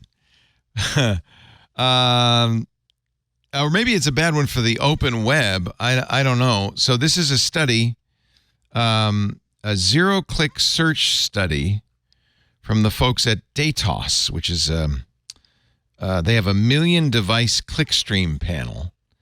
So they're able to I guess, click on links. The question is, what happens after you search on Google? On the left, what happens when Americans search? On the right, what happens when Europeans search? So you search for a term on Google. 41% of the time, a click happens. 37% of the time, nothing happens. 21%, there's another search. Now, why is this important? Well, the nothing happens is when You enter a search term, and you got the answer without going anywhere. More than a third of the time, people, in fact, they call 58% zero-click searches, which is no traffic was sent off from Google, basically, to another site. They either did another search or they didn't do anything. In fact, out of every 1,000 U.S. searches on Google, only 360 clicks go to an actual open website. Listen to this. Of the 41% that click a link, 28% go to Google properties. 1% go to a paid ad. So even of the 41%, almost a third doesn't go to an actual open website. 360 clicks out of 1,000 go to yoursitemollywhite.net or theinformation.com or twit.tv. Pretty much the same. I would be really curious to see a breakdown even within that 70% too, because there's a lot of other really big websites that I wouldn't necessarily consider to be the open web, right, that I bet get a ton of traffic as well that just aren't Google properties. Yeah, I'm sure 80% is The Verge. I mean, that's just my usage. Pinterest. They serve so much Pinterest. Yeah. Yeah. So I'm curious how they got this data. Well, they have a lot of devices. I don't know how. Okay, let's see. 1 million device clickstream panel. Are these people? Clickstream panelists may not be they're real people. They've got a million devices. Maybe they have an app on their phone. Clickstream panelists may not be perfectly representative of the overall population. Although SparkToro, which is where I found this story, says we found them to be historically as close as we can get. Datos, the generators of this information, goes to great lengths to ensure their panelists are a demographic and behavioral match to the overall online population, not just for research like this, but because their customers require it. Still, it's wise to keep in mind some limitations exist. Minimal coverage of mobile iOS devices because, frankly, Apple blocks this kind of stuff. And it's possible that people use Google differently on iPhones, although SparkToro says we don't think that's likely. The mobile data only goes back to January of this year. So this is very recent information, but over time, they're going to continue to do this. They'll get what they say a longer stretch of mobile panelists to study. But one of the biggest unknowns is ad blockers. The fact it's kind of like a Nielsen box, yeah, but for using the internet. Yeah, it's like what happened when you did a Google search. What did you do after that? Is it surprising to you that so few clicks? Well, first of all, the first thing that comes to my mind is that 28% of the actual clicks, which is, by the way, less than half of all searches, go to YouTube. I mean, the Google properties like YouTube, Maps, Images, News.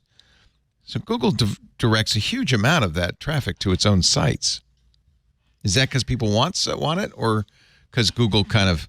I mean, you do a search. Well, I mean, YouTube, part of it comes from if you look up, like, I don't know. The other day I was looking up a way to cook a sausage that I know I'd searched before, and I searched it, and Google had at the top its featured snippet box that gave me my answer. So you were done. Out. No more clicks. I was done. And this is something that Google has been getting in trouble from, at least from content creators, right, and progenitors of this sort of information, that it is cribbing their work and making it so that people do not need to go through to their websites to get the data or content that they produce. I remember there was a whole kerfuffle about this with I believe it was like Celebrity Net Worth or something. There was a website that tracked celebrity net worth. Oh, yeah. If you just say, what is Paris Martineau worth, you don't ever have to go to the site. They just give you the answer from the site. Which is, by the way, bullshit, because I search for my name and it's wrong. So, yeah, but it still pops up on Google. Oh, yeah. The only celebrity whose net worth I actually know is me. Although it's not far, I have to say, it's not far wrong. It's in the ballpark. I need some celebrities so I can ask them. Celebrities are not anxious to tell you their net worth. I'll be honest with you. In my experience, you can't just say, "Hey, what are you worth? What are you worth?" Does the study say if this is all from the Google search bar? Let's look. Because if it's like Google Maps, if you're searching in Google Maps, obviously it's going to serve you Google Maps, right? I think it's Google search bar. That's certainly what they're implying. Let me see if I can. God, I was in a meeting yesterday and someone was sharing their screen and they were using Google Chrome and someone suggested, oh, why don't you search this?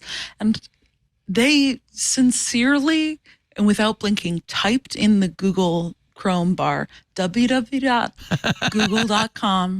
I misspelled it a couple times, then hit enter, and then searched. And I was sitting there gripping the table. I was like, I can't believe that people still do this. They're used. I still do that once in a while for the very rare occasion that I want to Google a URL, because I still have not figured out how to do that. Well, I will frequently type just the middle part of the URL, knowing that it's going to take me to the .com or whatever, but I don't know. Is it mollywhite.net, .com, .org? I don't know. So I just type Molly White and it says mollywhite.net. There you go. I do that all the time. I'll never forget going, I think in the early days of Google, they had a big, in the front lobby, in the days when they had a front lobby, they had a big screen that would show the current searches, what the number one searches were. And the number one search was Yahoo. Dangerous. The number one search was Yahoo. These people would go to Google and type Yahoo.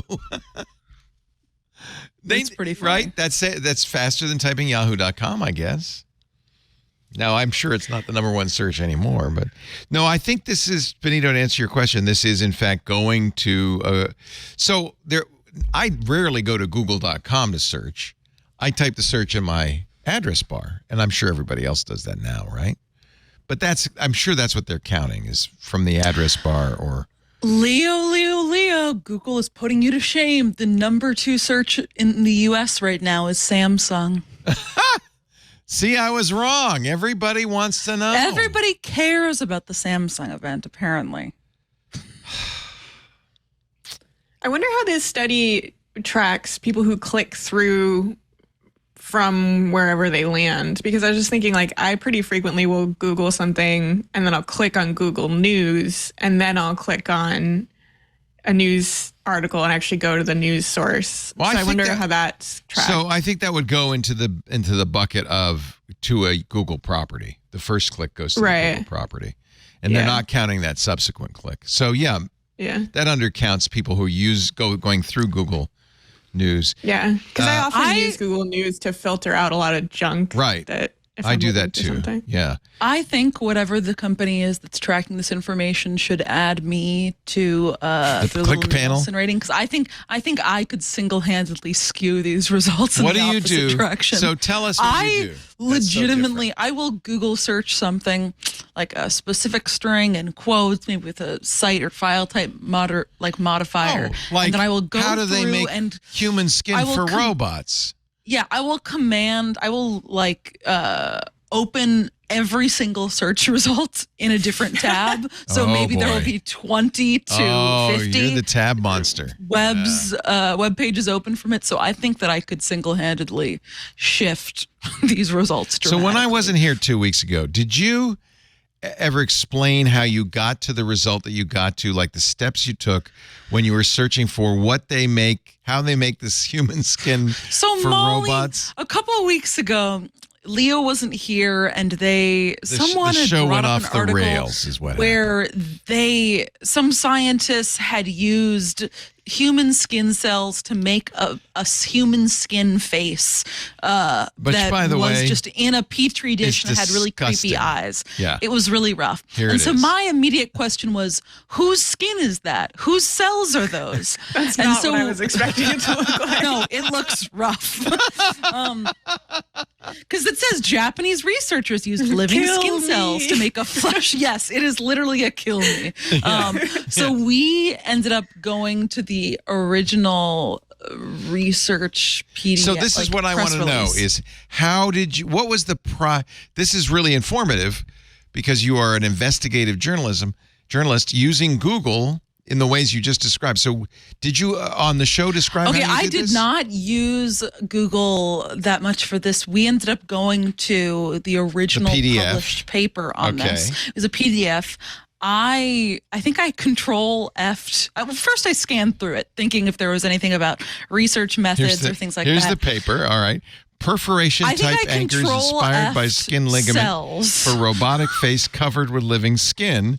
And then you searched Control F for cells because you want to know. And there were a lot of. There are actually not that many. So then I went through all of them and cells culture.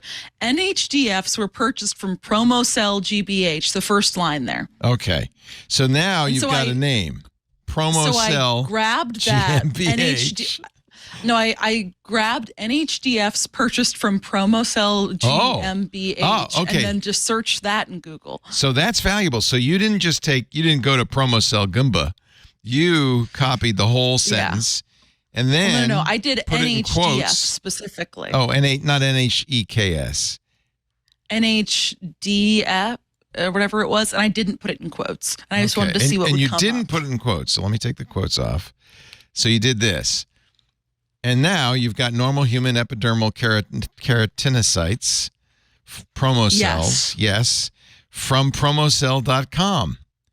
Very nice. Yes, So you click this and link. that's where we went. Okay. And so I think if you go back to the original, so here we are. And the first description it says is the line that everybody you found it freaked right out about. away. And I was like, well, I do think I need to tell you guys about this. Juvenile foreskin or adult skin Or adult skin. from single or pooled donors. You get your choice. And then we did didn't know you think, could we just could buy this. hypothetically buy five. And You can buy this. It's we not went through expensive. it. It's not going to stop you because you're not a researcher. You could just buy a million It's only cells. $150 for 1 million cells. Let me add that to the cart. You're a Targeted single- advertising must be wild right now. It is. It's very Product has been added to cart. Okay. Wait a minute. I accidentally bought 2. I don't really want 2. Let's check out, though, Yeah, just that's in case. too Oh, they've even got a recommendations engine. Oh, If you like yeah. this. Wait a minute. Let's go back. People If who you bought like this. people who bought human foreskin cells also bought. Oh, well, you got to growth have medium. the keratinocyte growth medium. You need the freezing medio cryo SFM, which is animal component free, and you need a detach kit for the gentle and effective detachment of adherent primary human cells. So all 3 of these. That's where they get you. That's where That they is get where they you. get ya. Because I bet that's expensive. Let's just see. How much for the detached kit?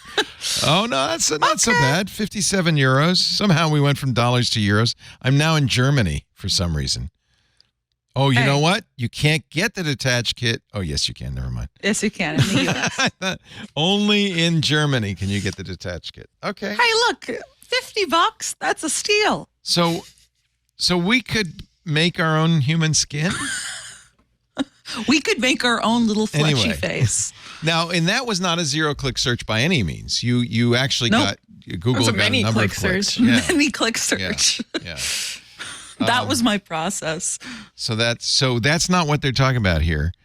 And honestly, That is definitely not what they're talking about here. not They where could be if they brought They could you be. onto their If panel. they where brought, they went. they could have this valuable data. you should be on the click panel. Is it surprising to you? Does this give ammunition to Rupert Murdoch and his ilk that so many of Google searches? By the way, they say they're probably undercounting because it doesn't include voice searches by saying, hey, what's a human keratyte or whatever, and they don't include Okay, I feel like nobody is doing that though, Leo. human search. I do. Voi- You don't do voice searches. Molly, do you voice search? I hate voice. I hate. I talking to hate my talking to any sort of Yeah. thing. Oh, that's interesting. Yeah. Huh. See, I have. Well, you live your life. Your whole deal is talking. So of course That's you'd true. want to That talk makes to sense. search. That makes sense. My natural instinct is not to go to the keyboard, but to talk. No, you're right. You're exactly right. Mm-hmm. It also doesn't include people who use the Google search app. Do you ever use the Google search app? Nobody uses that. I didn't know there was a Google search Yeah. app. I use the Google app exclusively for Google Lens when I Perfect. need to Yeah, 'cause you when can I take need a to picture from it. identify a piece of furniture that was made in the early to mid 1900s. That is, and I've also used it for a flower once. That is exclusively what I use the Google search app for. Yeah. Exactly. We're walking around and I'll see all these pink and white flowers. I'm saying, what is that? And I did the lens, and actually, no, I didn't. I did Claude. I did Anthropic's Claude, and Claude. You didn't use your glasses? I wasn't wearing I should have been wearing my glasses. I still haven't gotten my my special glasses. But Yeah, anyway, what happened to that? I don't know. Everybody else is getting theirs, and they say they got my order. I think it's because I ordered lenses, like prescription lenses, that's slowing it down. So Claude lets you take a picture of something. So it's a picture of these things, and it actually gave me a great answer. It said, I said, what kind of flower is this? That's the picture. These appear to be oleander flowers, Nerium oleander. The image shows clusters of bright pink 5-petaled flowers under characteristic of oleander. It was, by the way, oleander. It gave me the whole story of oleander. Then I said, are they native to Northern California? And it gave me that. This was very useful.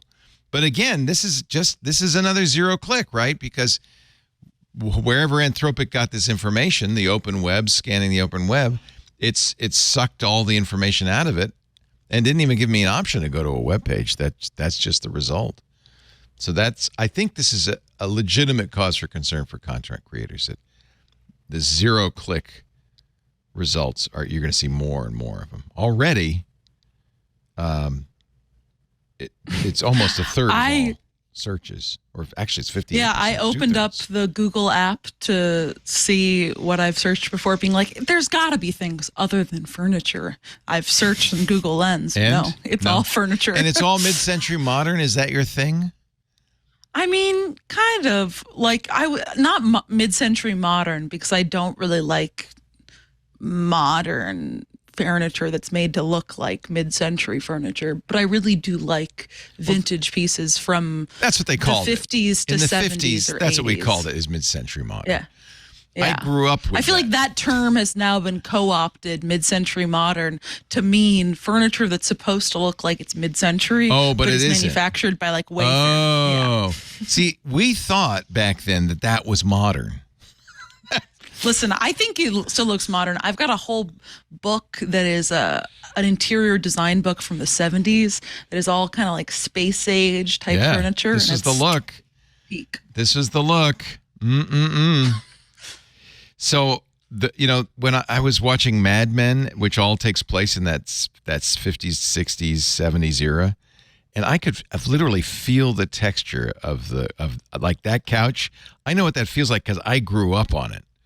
I just know it. Oh, I know, it's horrible. and Scratchy. it's very interesting. I think Amanda Mull, who used to be a writer at The Atlantic, but now is at Business Week, recently did a good article about why it is so hard to buy a good couch now. And it's partially because of the way that manufacturing for American, typically for a long time, if you were going to buy a couch in America, you were going to be getting one that was made, I believe, in either North or South Carolina. I'm forgetting where, but it was like the manufacturing by real hub for people with furniture. wood. By real people with wood and like specific types of foam. But now everything has to be shippable from China, so it is more modular. It's press board and it's IKEA stuff. It's kind of flat crappy. pack. Yeah, It's crap. It really is. Even the expensive stuff, even if you're spending $3-4 grand for a couch, you're going to get kind of crap. No, and it's glued and stapled. Yeah, no, it's sad furniture. So go get your antiques, your mid-century modern antiques that are not modern. Oh. They're made in North Carolina by actual craftspeople. Yes. FTC. Okay, so remember we had the big thing about the Surgeon General of the United States of America saying there should be warning labels on social media, and to which we thought that's terrible. Well, guess what? The FTC is now banning an app called NGL. Not gonna lie. Not gonna lie. This is a digital platform that is being banned from serving users under 18 because of its ability to use artificial intelligence. Wait a minute. No, because they exaggerated their ability to use artificial intelligence to curb cyberbullying. Have you ever used NGL? Boy. Do you know NGL? I think it's like one of those apps that's kind of like Ask FM. I'm assuming it's one of those things where you can. Yeah, I think so. You can invite people to ask questions to you or comments anonymously. So it's basically just a cyberbullying app. The complaint alleges that NGL tricked users into paying for subscriptions by sending them computer-generated messages appearing to be from real people. And then, oh, this is so bad, saying, hey, for $10 a week, I can find out their real identity. Oh, no. They weren't real anyway. People who signed up received only hints of these identities, whether they were real or not, enforcers said. After users complained about the bait and switch tactic, executives at the company, this is from the FTC announcements, laughed off their concerns and referred to them as suckers.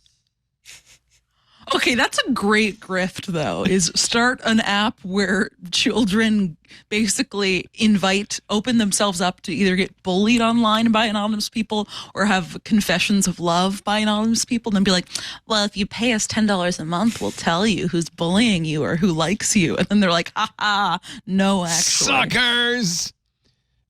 That's... You know what they deserve? They agreed to pay $5 million and stop marketing to kids and teens to settle the lawsuit, which also alleged the company, not only that, they violated privacy laws by collecting data from youths under 13 without parental consent. I feel like the headline kind of buries the lead here. Yeah. They didn't really ban the messaging app from doing anything. There was a settlement where they agreed to stop marketing to children. This is the Washington Post. Cristiano Lima Strong writing the piece, although I doubt he wrote the headline. Yeah, the headline's wrong. Probably not. The headline's wrong. It really is. These guys were scammers, and they got caught and got fined and said, okay, we won't market to kids anymore. Market in quotes. It does say that they will be required, as a part of the deal, they will be required to prevent users who indicate that they are under 18 from accessing the app. Not that will really stick. I was about to say, I much, think that would be all of their users. Yeah. Yeah. I mean, I know what NGL stands for, but I'm not going to use an app called NGL. NGL co-founder said in a statement Tuesday, the company cooperated with the FTC's investigation for nearly 2 years and viewed the resolution, quote, as an opportunity to make NGL better than ever.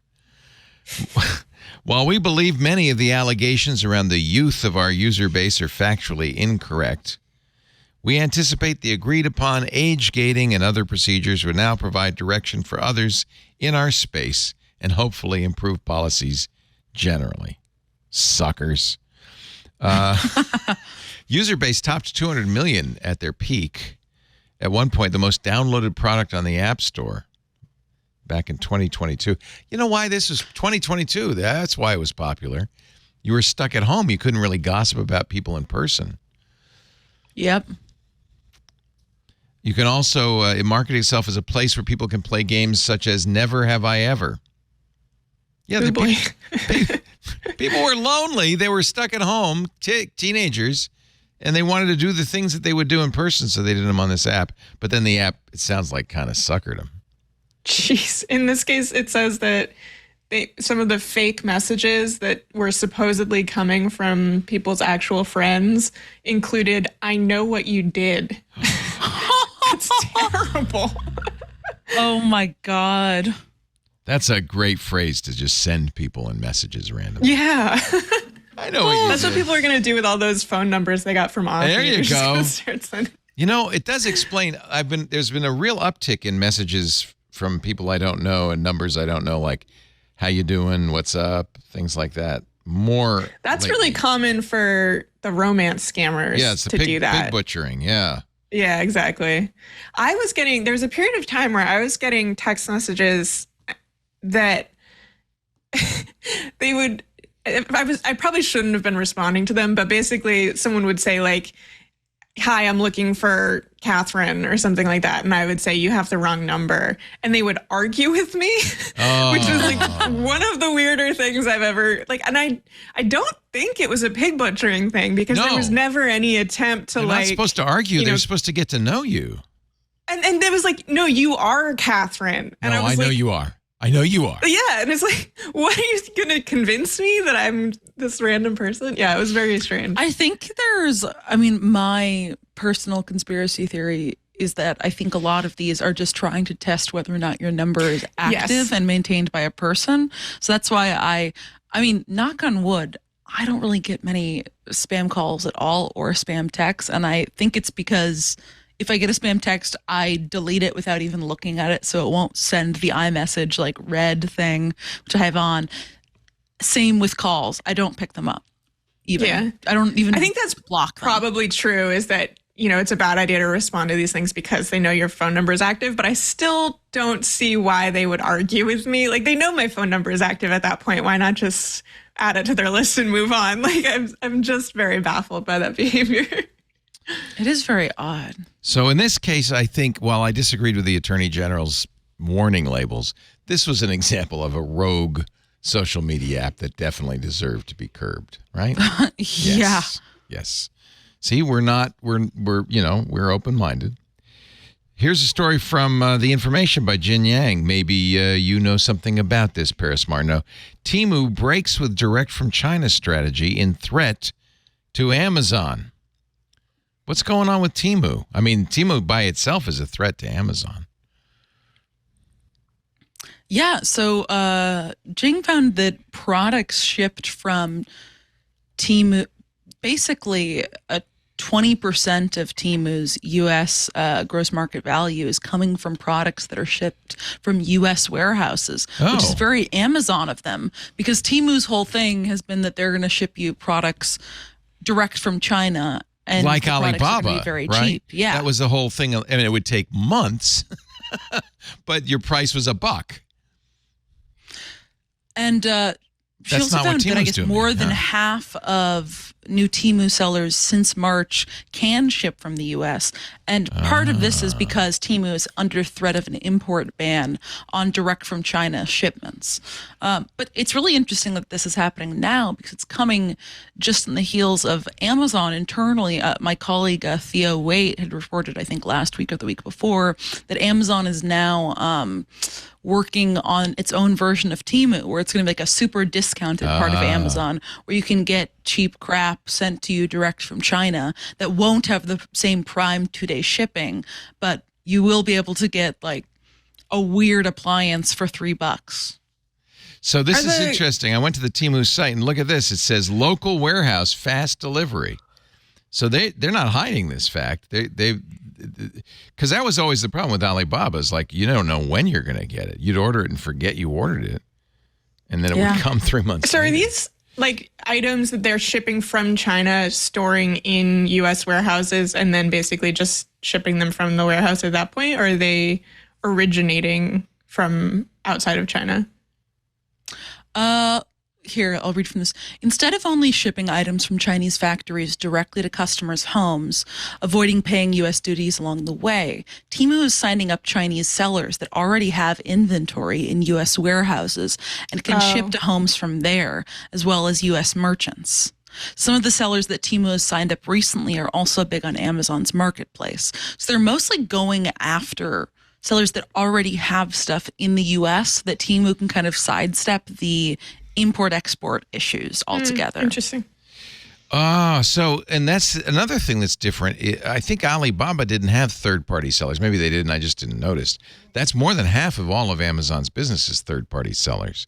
So I believe Alibaba is like all third-party sellers. It's all third-party as well. Oh, yeah. Okay. It's kind of the same thing where you can correspond with like a manufacturing facility, basically. So this $8 portable neck fan, which, by the way, everybody's swearing that I just ordered you one. got to have these. From Amazon, from Teemu? not for. But how much was the one you ordered? Was it $8.50? $20. Yeah, see? Because I'm an idiot. Look at this is ice porcelain, okay, with a copper motor, pure copper. Anyway, Illinois. Anyway, it is provided by King Jun, but it ships from Teemu. Although it's DHL, it looks like. So, or maybe I don't know. Let's see if I order it when I'll get it. Should we have a race to see who gets their 11 days. I mean, mine's coming in tomorrow, so I think I'm going to win. You're going to win because you used Amazon Prime. It's true. Look at all the different neck fans you can get. I have a friend who's a big neck fan advocate, and I used it for the first time on Saturday of hers, and I was like, actually, I've got to get this. It Isn't is this sweltering wild? in This New York is like City all right of a now. sudden everybody's talking about neck fans. It's because it's hot. Yeah, but what happened? Do you wear them like sitting in your house, or are they? No, you like walk around with them? I would wear them probably while walking to and from the subway. Got it. Do you see other people wearing neck fans around? I do. Yeah. I mean, it looks just like a tiny little thing around your neck. It's kind of. Oh, it could be like not headphones. that. Looks like headphones. Yeah. Yeah, it looks like Yeah, headphones. that's what they look like. Yeah. Like I you're think not. it could be useful because I have a very sweaty head. So. Yeah. Well, who doesn't? The localized air is the. So I think they should really. Have you ever seen those hats they make that have the fans in the brim? I think those would really make. This was last year's neck fan. And I bought this, and it's a bad idea. My hair would get stuck in there. It's the fans, like you point them at your face. So it's around your neck, but it's like two fans in front of your face. This was not a success, I think. So they've improved on the. Here's an example. They've iterated. And they have aromatherapy pads. Probably makes it smell like a Chinese factory, which is what I'm going for. By the way, notice her books: The People's Lawyer, Mid-Century Modern Furniture, The Coffee Book. All right. And Short films. These are all fake books, right? Nobody named Gwofford Thurlow wrote a book called Short Films. Gwofford, if you're out there, I'm sorry. Now I'm interested in getting the dummy books that she has. I'm sure they sell them. I want those dummy books. You can buy, like, from Wayfair, they'll sell you, like, a pack of Books by the 6 foot? books that are all the same color. Yeah. Books by the foot. I want that, yeah. All right. I've now completely... See, Teemu, every time I get sidetracked. Every time. Have you ever bought anything from Teemu? No. This might be my first. The $8 Molly, have neck you? fan. I've not. I haven't either. Okay.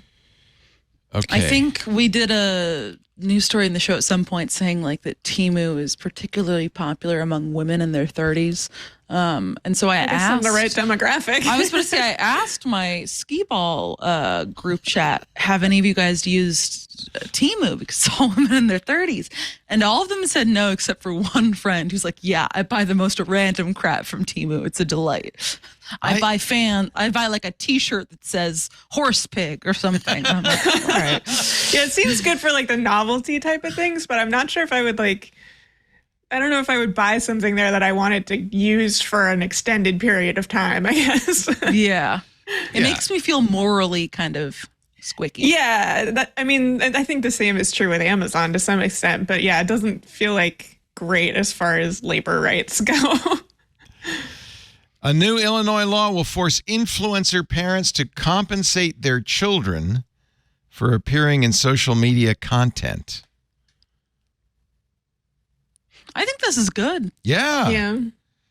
On July 1st, the state enacted new rules on its child labor law requiring adults to pay children under the age of 16 if minors appear in at least 30% of their social media content over a 30-day period. Funds must be placed into a trust which the minor can access at the age of 18. Parents who fail to do so can be sued by their children.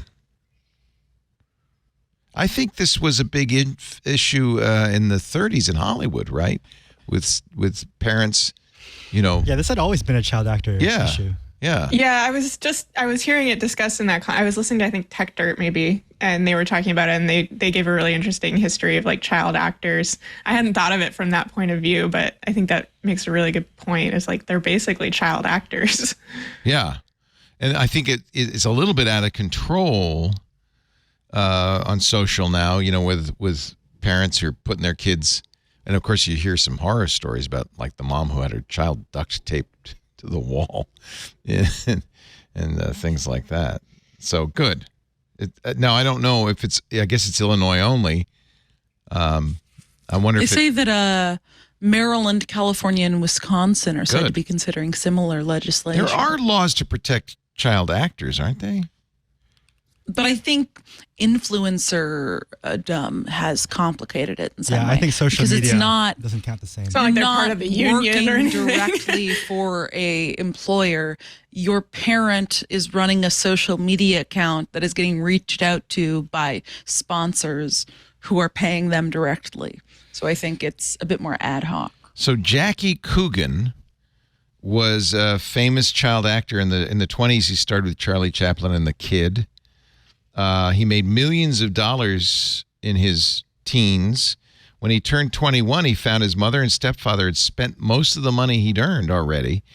And he sued and won in 1939, but he still didn't get most of the money because it was gone. But as a result, the Coogan Act was enacted in California, mandating the trust fund created for a child actor to place a portion of their earnings that can't be touched until the actor is 18. There are loopholes, and apparently Shirley Temple, Judy Garland, and Macaulay Culkin parents have all found those loopholes. In 2000, the Coogan Act was updated to, I'm reading from Backstage Magazine, by the way, which is a perfect magazine for this. The Coogan Act was updated to mandate a minimum of 15% of the gross income be saved. Parents and guardians no longer allowed to access the fund. It's seen as property of the minor. Child, I mean, that makes sense, right? Long standing practice of stealing from your kids. I know I did.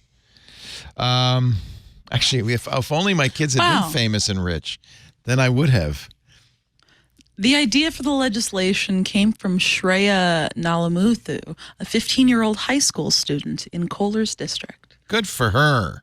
Was she a child's influencer, or was she just? I don't think so. I think she says, quote, when scrolling on social media, I always saw young children and families called family vlog channels posting videos online. After finding that users could make money off platforms such as YouTube and TikTok, I learned that often these kids are made to participate in videos without any guarantee of income generated from the content. I wanted to work with Senator Kohlers to protect the money that these kids have rightfully earned. Here, I just looked doing it for the love of the game. I just looked for fun, yeah. I looked up family vlog on TikTok. Look at all these parents using their kids for social credit. Meanwhile, my kid refuses. Mia's first day out of the NICU. Nice. That child is like 1 day old and really? being Get that trust fund going. Get it going. Wow. I wish my son would have used me in his videos so I could sue him. Sue him for some of that Cheetos dust. Some of that Cheetos dust money, baby. All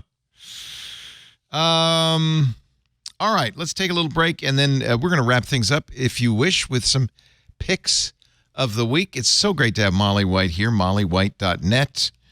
Of course, you've seen her website. Who hasn't? Web3 is going just great. She also writes for the Citation Needed newsletter. That's your newsletter, right? It is. Yes. And you do all sorts of other things, including editing Wikipedia as a gorilla. 3 terms on the arbitration committee as well. That's really cool. Really cool. Do you charge people yet to get Citation Needed? Do you make money on this? Let's do it. Let's get some optionally. Let's get some subscribers. Yeah, it's like a pay what you want. Yeah, pay what you want. Yeah, sign up. Support Molly.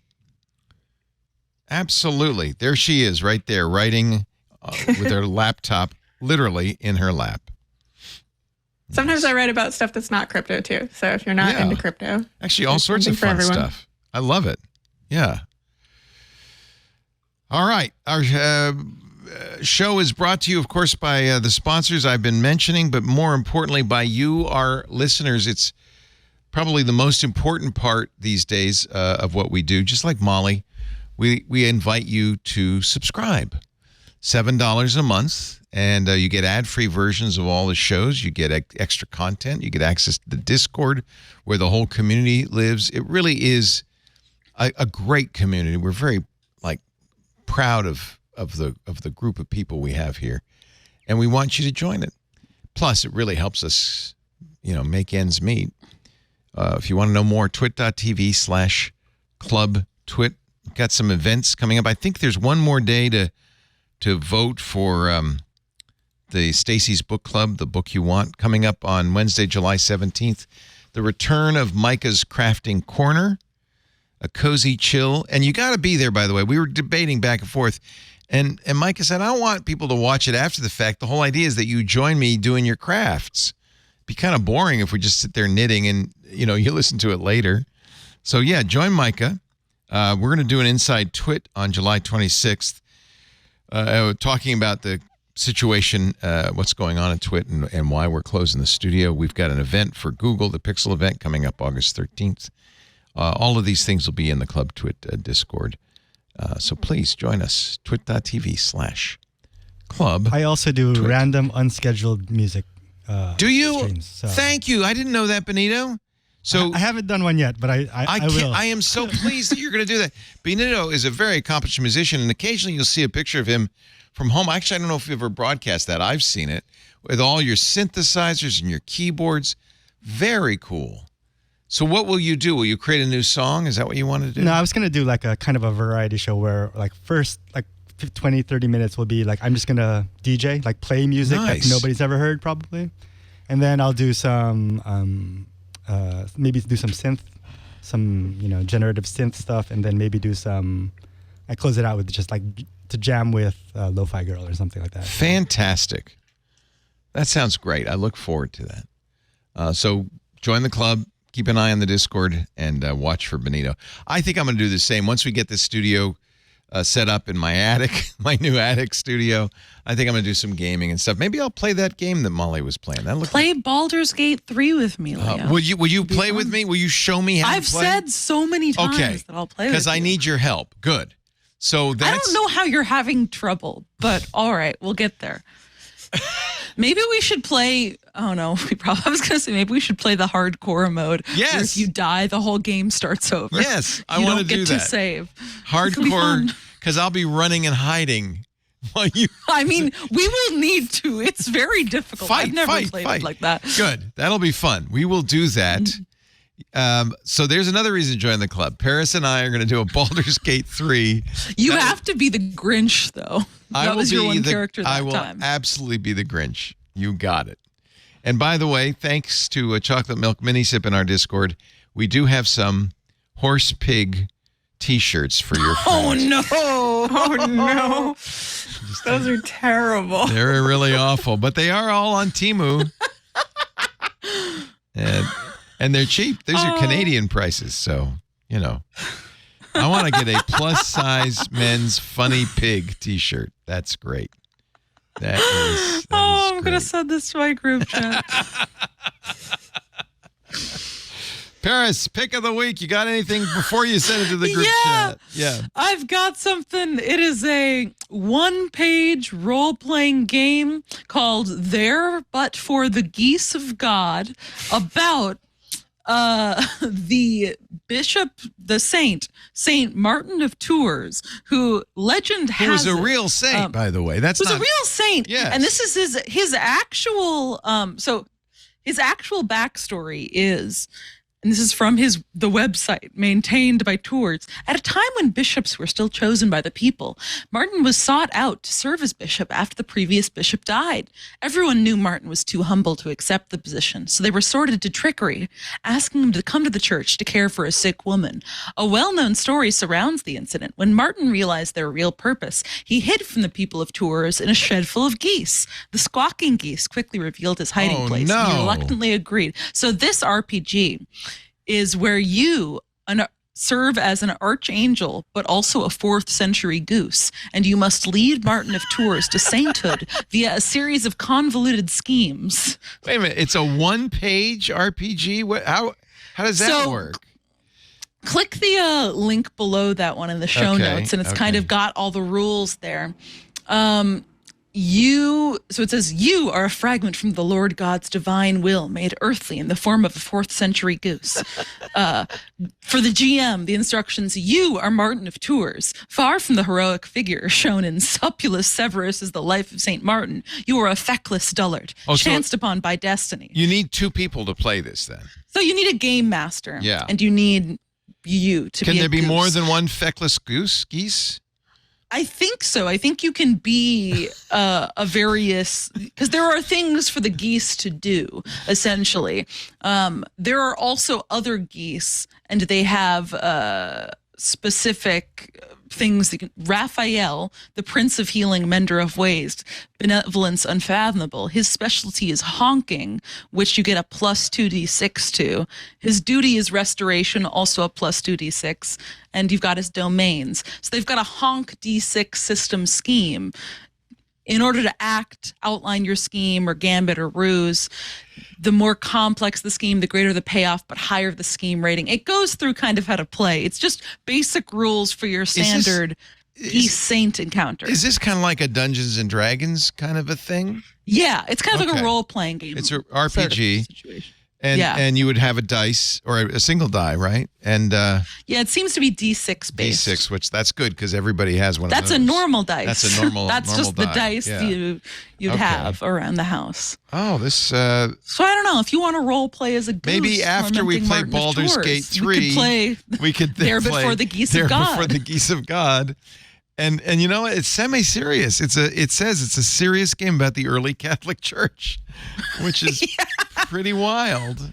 And so how you win, I think, is there's a section called In Accordance with Prophecy. The GM awards the player up to 5 points per scene, depending on how saintly they made St. Martin appear. At the end of the game, it determines their outcome based on the amount of points. If you get less than 5 points, Martin of Tours is not canonized. Your mission is deemed a failure, and God takes away your badge and gun. So, could be a fun thing to do with your weekend. Rowan, Rook, and Decard.com.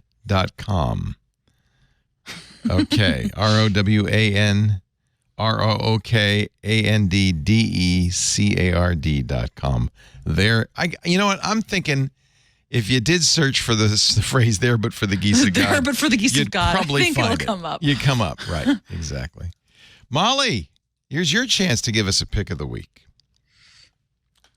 My pick of the week is one of my favorite things, which is basically people doing very ill-advised things with software for no real purpose. Perfect. That's what you should do. Yes.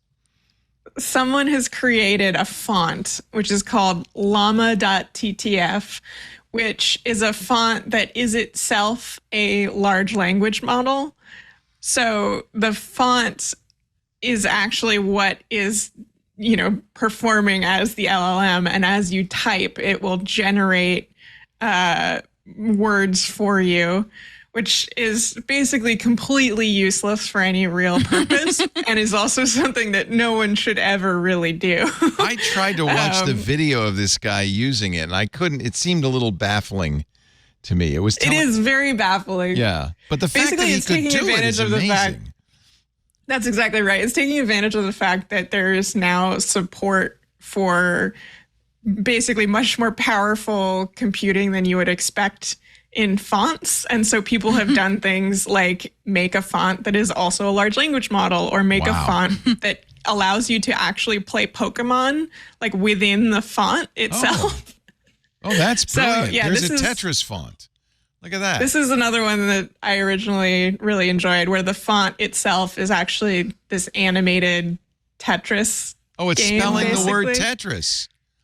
Yeah, and text. There's a text box in the top left, and if you put in your own text, you can see how the font works. So type in Molly, Benito, and let's see if it can make Molly out of Tetris.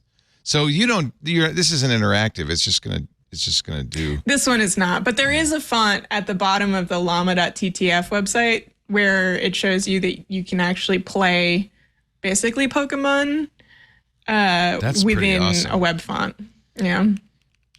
Yeah, actually, this is one of the reasons TTF fonts are dangerous, because they are pretty much programs, and anything that renders them has to be very careful, because you could render something that's actually malicious.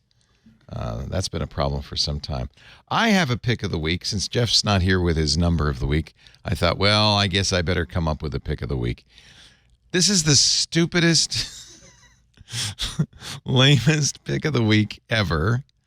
It is a cutting board designer.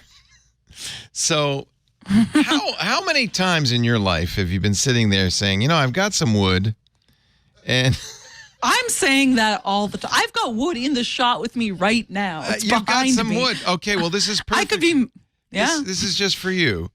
So there are different kinds of cutting boards you could do. You could do a checkerboard, a brick, a chevron. Some of these are very, very cool, like the DNA. Okay, actually, this is very useful. Yeah. As someone who's designed a cutting board before. Oh, you've done this before. You've done woodworking. Yeah. So I like this one. This is the weave. So it tells you can, tell it how big it is and so forth. And it tells you, what wood you would need. And then it will actually make a pattern for you to cut the wood, so you can then make your cutting board out of it. It even estimates the cost for you. It That's estimates amazing. the cost. This I'm amazed. So we can create it. We can create our own board. We can start with this, and then we can mix and match and create our own board. Good. Well, if I send you a design, can you make me a cutting board? So my question is it gonna show you, like, when you print out, like, how many pieces of wood you need to cut to what specifications? Because that's part of it. That's the part of this that I would be excited by. Well, you'll just have to try yourself, because I have no idea what it does or anything. I got the impression that you could use it to print out a pattern.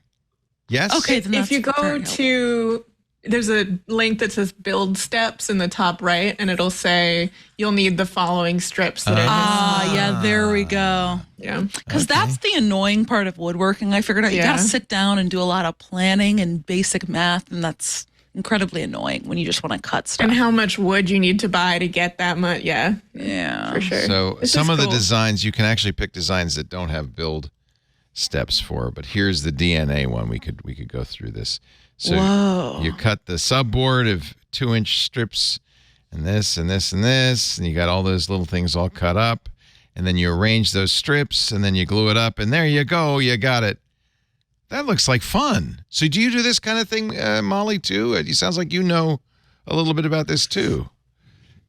I've never made a cutting board, but I did once design a I had raised beds for like vegetables, and there were like rabbits were eating my vegetables, so I made these like enclosures to go over them that took me a lot of time to try to figure out how many tiny pieces of wood I needed to cut. Oh, cool. Well, you both are very handy. I have no skills along those lines whatsoever, but good. I'm glad I came up with something you like. There you go, Paris, your own cutting board designer. By the way, the website is cuttingboarddesigner.com. And it's free. Nice. They got the URL. I guess. Where did you find this layout? I don't know. I think my secret is, I bookmark stuff at Pinboard, which is the delicious replacement that Maciej Czeglowski came up with many years ago when Delicious used to be great, and then it kind of went out of business, blah, blah, blah.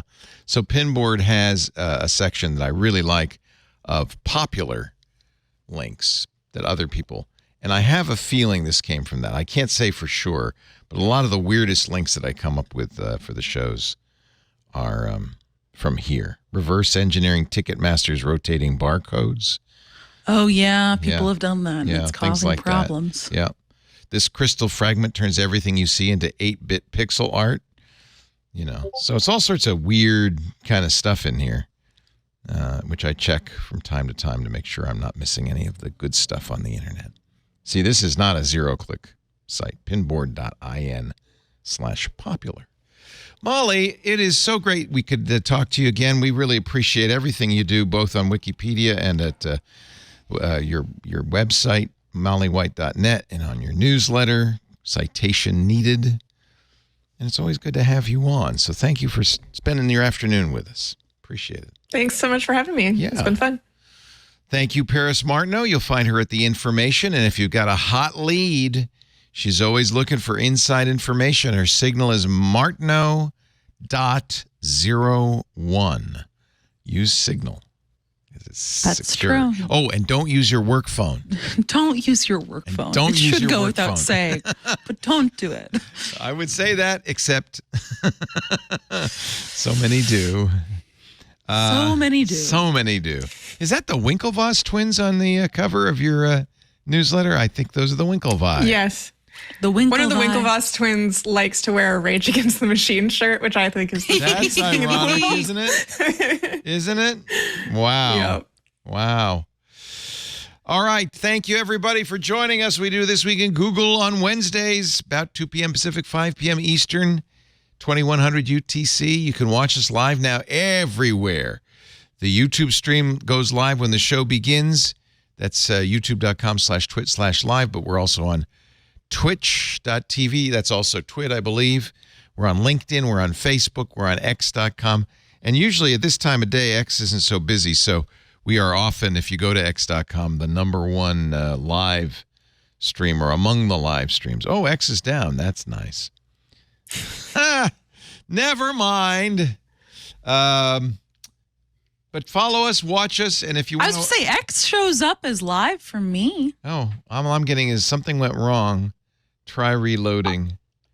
I'm looking at your face right now talking. Oh, it's working. Let me reload the whole page. Maybe they've shadow banned you. Oh, they just kicked me out.